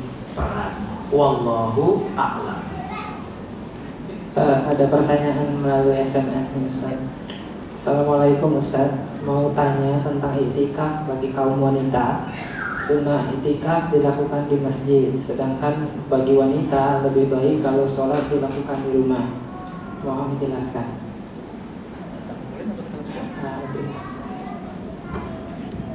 Bismillahirrahmanirrahim. Alhamdulillah, salatu wassalamu ala Rasulillah wa ba'd. Hadirin hadirat para penduduk surga Allah Subhanahu wa taala, berkaitan dengan i'tikaf muslimah. Ini pertanyaannya subhanallah menunjukkan semangatnya penanya untuk beriktikaf. Bolehkah wanita i'tikaf di masjid? Bukankah sholat yang terbaik wanita itu adalah di rumah? Dalam hadis yang diriwayatkan dari sahabat Ibnu Umar radhiyallahu anhu, Nabi SAW pernah berpesan kepada para sahabat. Kata Nabi SAW, la tamna'u ima'akum 'anil masajid. Janganlah kalian halang-halangi, janganlah kalian larang istri kalian untuk ke masjid. Jadi berdasarkan dalam hadis itu bahwa perempuan itu boleh untuk sholat ke masjid, perempuan itu boleh ibadah ke masjid. Syaratnya adalah aman dari fitnah. Apa fitnahnya? Ya, agar jangan sampai kemudian memancing hal yang tidak diinginkan, misalkan memakai harum-haruman yang, waduh, ya, ketika dia lewat.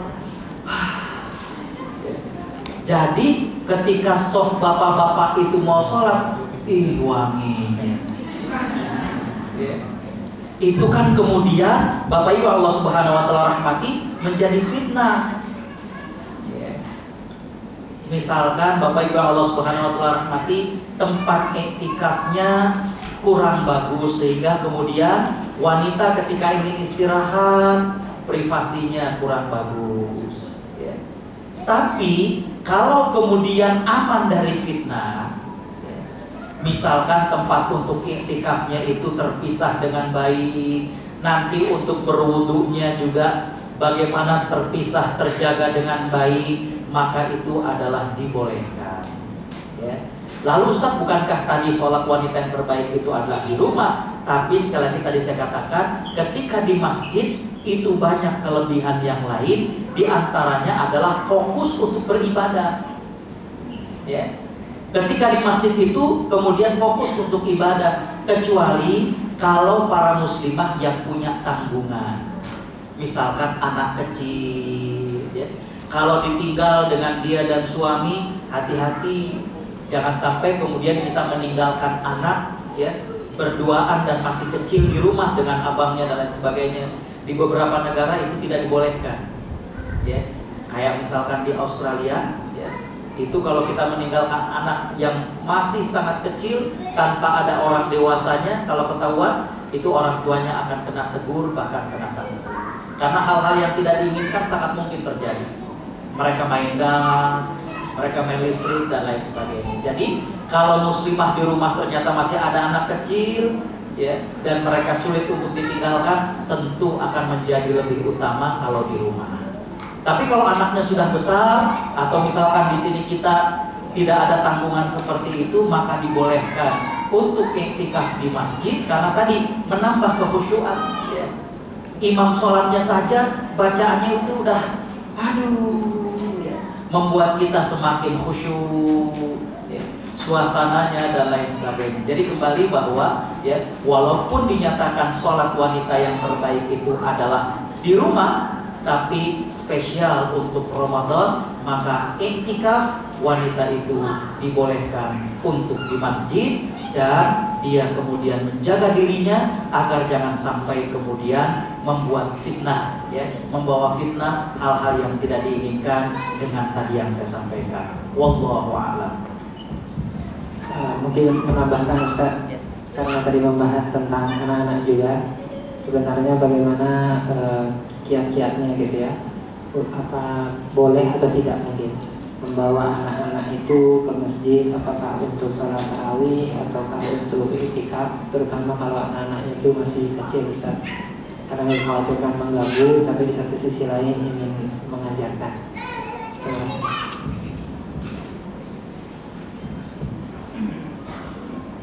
Bismillahirrahmanirrahim. Alhamdulillah, salatu wassalamu ala rasulillah.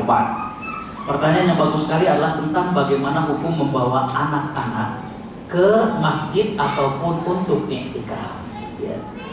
Nabi SAW diriwayatkan bahwa beliau pernah sholat sambil membawa putri daripada Zainab, artinya cucunya. Nabi gendong Zainab, dan apabila kemudian Nabi itu sujud, maka diletakkanlah cucunya tersebut. Kalau Nabi berdiri, maka kemudian digendong kembali. Hadirin-hadirat para pelindung surga Allah Subhanahu wa taala, dari keterangan tersebut maka pada dasarnya membawa anak-anak ke masjid untuk sholat atau iktikaf dengan niat untuk mengajarkan dia ataupun yang lainnya, maka adalah dibolehkan dengan beberapa syarat. Yang pertama adalah menjaga daripada najisnya. Ya, misalkan anak kita yang masih belum terlalu pandai untuk menyampaikan kalau ingin buang air kecil atau buang air besar. Ya. Jadi kalau memang demikian, dipakaikanlah pembalut. Ya.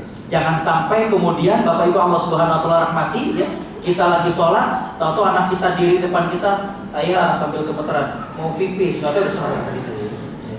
Anak kita sudah bisa, dia bilang, cuma bilangnya ya pas pipis. Nah itu kan, waduh, ya, hati-hati. Jadi jaga bagaimana najis ini. Termasuk Bapak Ibu Allah Subhanahu wa taala rahmati, ini mohon maaf sekali lagi ya, bagi yang kemudian pembalutnya itu sudah penuh, mohon ya diganti dulu ya.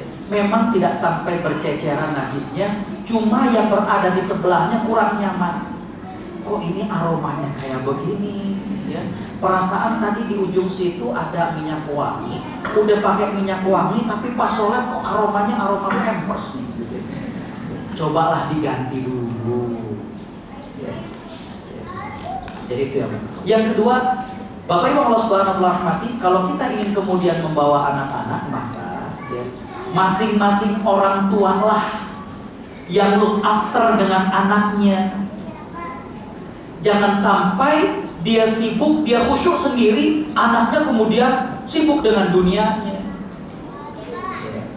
Jangan sampai kemudian pengurus masjid yang harus mengumumkan, ya, anak-anak mohon untuk jangan ribut ya, yang di sana ya. Jadi jangan sampai pengurus masjid ya. Atau jangan sampai kemudian semuanya mengumumkan, akhirnya masjid jadi ribut. Bapak ini yang sebelah sana jadi rame, nyuruh diam, akhirnya dia sendiri bikin ribut. Jadi udah tiap-tiap orang tua saja, siapa yang bawa anak, look after anaknya, dipegang di sini ya. Yang ketiga adalah kita yang lebih tahu tentang bagaimanakah tipikal anak kita. Ada anak-anak yang kita taruh di samping, ya, dedek, kakak, abang di sini ya. Nanti ikutin ayah. Kalau ayah ruku, kalau sujud gitu ya. Ada anak yang kita taruh di sebelah kita, dia diam. Seandainya bunyi dia tidak mengikuti kita, dia diam saja. Paling dia ngeliatin, bapaknya ngobrol lagi, ngeliatin gitu ya. Tapi ada anak yang ditaruh, ya, kita bilang jangan kemana-mana ya. Kita baru Allahu Akbar, udah jalan ke ujung. Terus ada orang naruh kacamata, diliatin, bawa lari. Itu kan Masya Allah ya. Jadi yang ketiga, kita yang tahu bagaimana karakter anak kita. Kalau anak kita termasuk yang aktif, saya tidak katakan nakal, karena hati-hati dengan ucapan kita ya. Kalau anak kita tipikal yang aktif, coba untuk diberi pemahaman dulu, dikasih pengertian dulu ya. Jangan sampai kemudian, kalau di Indonesia kan ada, ini juga ada mimbar ya. Jadi kita lagi sholat, dia naik ke atas mimbar, udah pintar lagi dia jalan, halo, astagfirullah. Jadi kan aduh ya.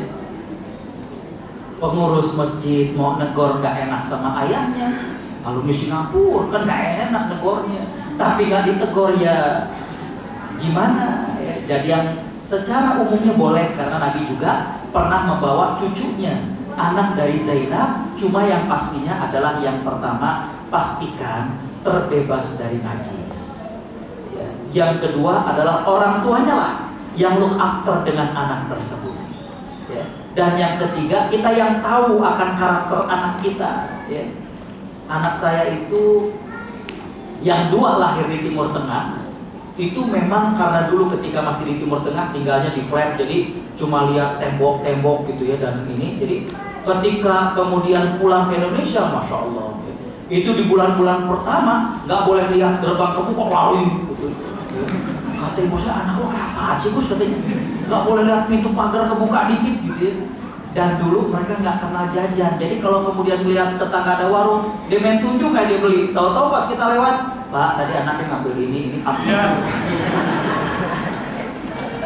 Dia nyangka sih orang baik aja, dikasih aja gitu dulu. Nggak ada yang pernah dilarang gitu.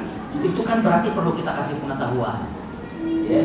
Dulu ketika kita masih di Timur Tengah cuma kitab saja, modelnya lesehan, kita nggak ada kursi. Ternyata di rumah eyangnya ada guci-guci. Dia lihat-lihat, digoyang-goyang, udah neneknya kemudian ngelus-ngelus, aduh kalau pecah Gus, astagfirullah. Nah kan kita kasih pemahaman ya. Jadi kembali bahwa kita tahu. Nah anak saya ketiga, jadi dua lahir di Timur Tengah, yang ini made in Indonesia nih ya. Itu kalau kemudian diajak sholat, dia antem ya. Paling sekarang sudah agak besar, dikasih buku gambar, dia mau warnai aja, paling dilihat, kok nggak selesai gitu ya. Jadi kembali kita tahu mana yang kemudian bisa kita ajak, mana yang kemudian tidak. Kalau memang bisa diajak, bagus. Para ulama hadis menjelaskan bahwa di antara efek positif anak diajak ke masjid sholat itu, yang pertama adalah dia tahu orang baik seperti apa yang menjadi teman ayah atau ibunya. Jadi dia tahu, oh ternyata kalau nyari teman yang ke masjid. Yang kedua, menurut para psikolog adalah anak ketika diajak ke masjid, rasa percaya dirinya akan tumbuh. Karena sama orang yang gede. Cuma sekali lagi harus kita bimbing. Demikian sekarang. Wallahu a'lam. Silakan kalau masih ada waktu, kita 10 menit lagi untuk pertanyaan berikutnya. Tidak ada.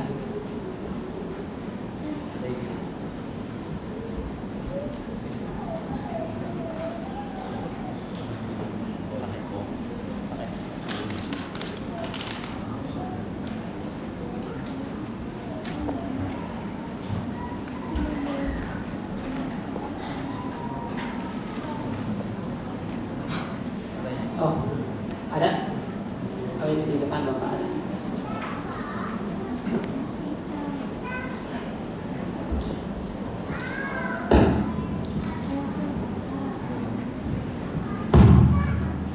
Terima kasih atas kesempatannya.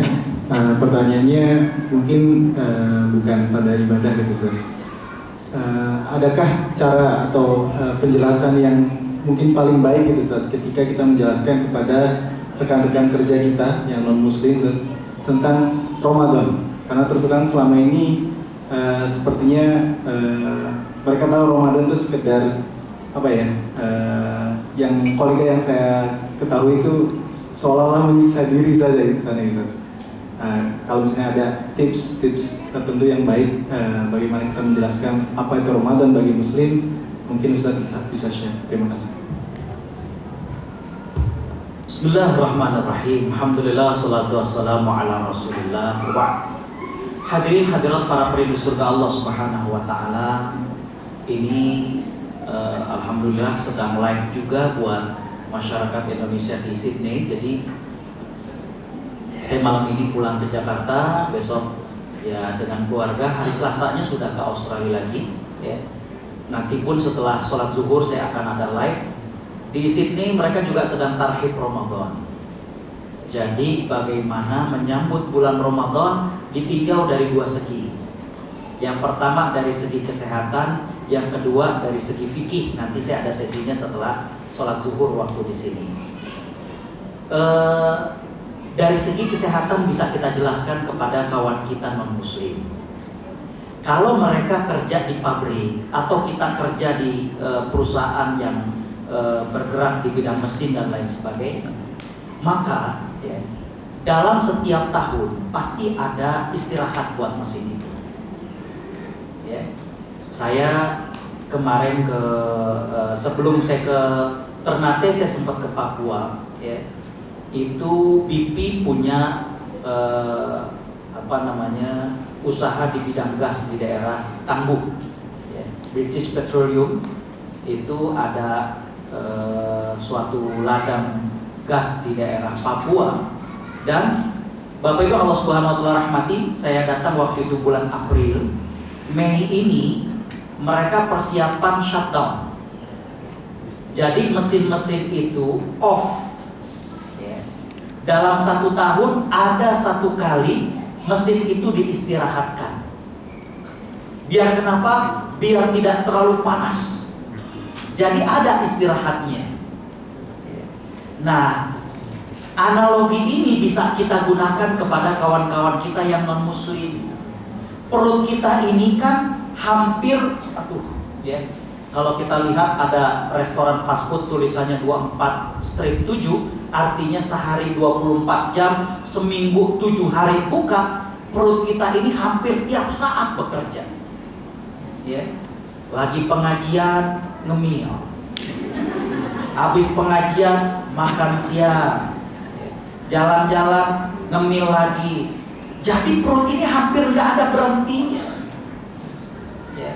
Teman-teman yang bergerak di bidang kesehatan itu akan tahu, mohon maaf, bagaimana kalau usus kita itu kemudian di endoskopi, diperlihatkan, ya.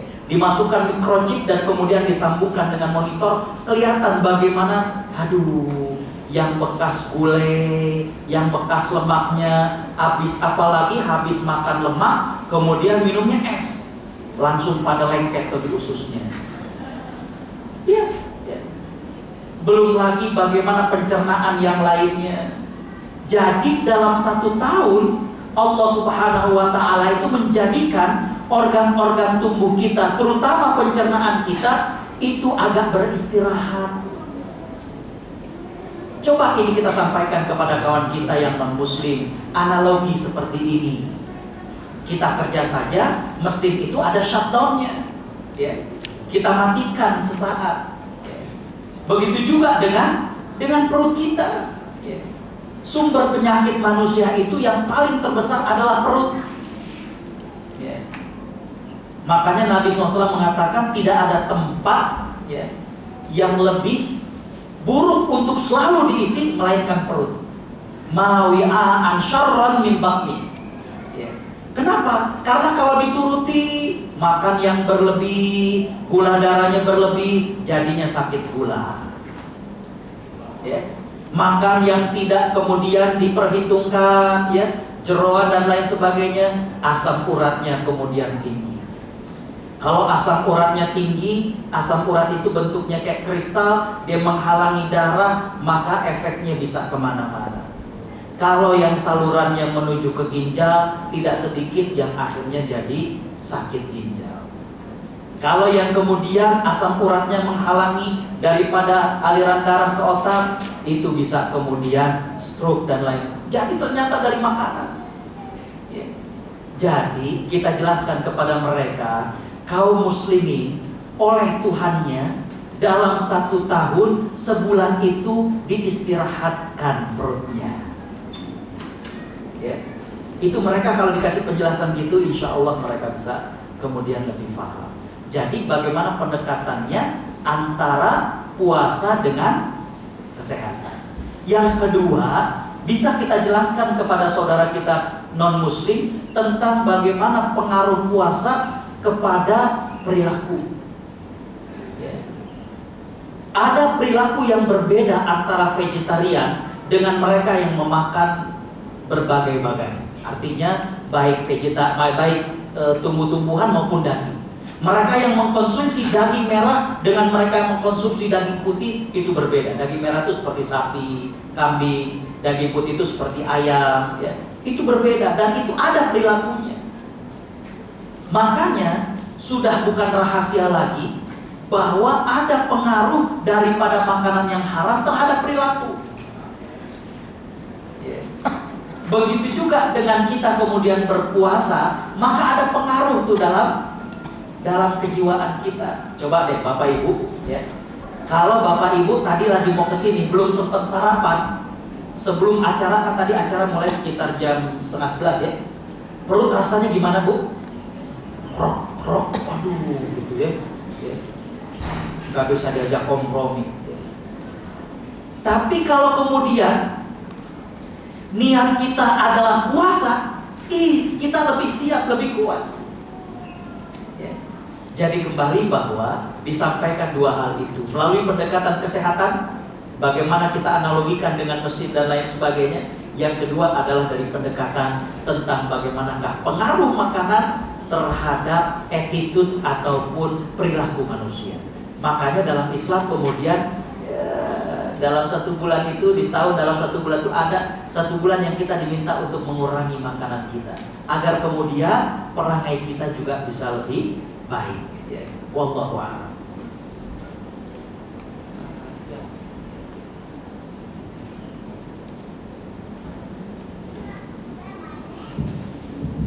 Ya, mungkin sekian saja sesi tanya jawab karena waktu juga yang membatasi.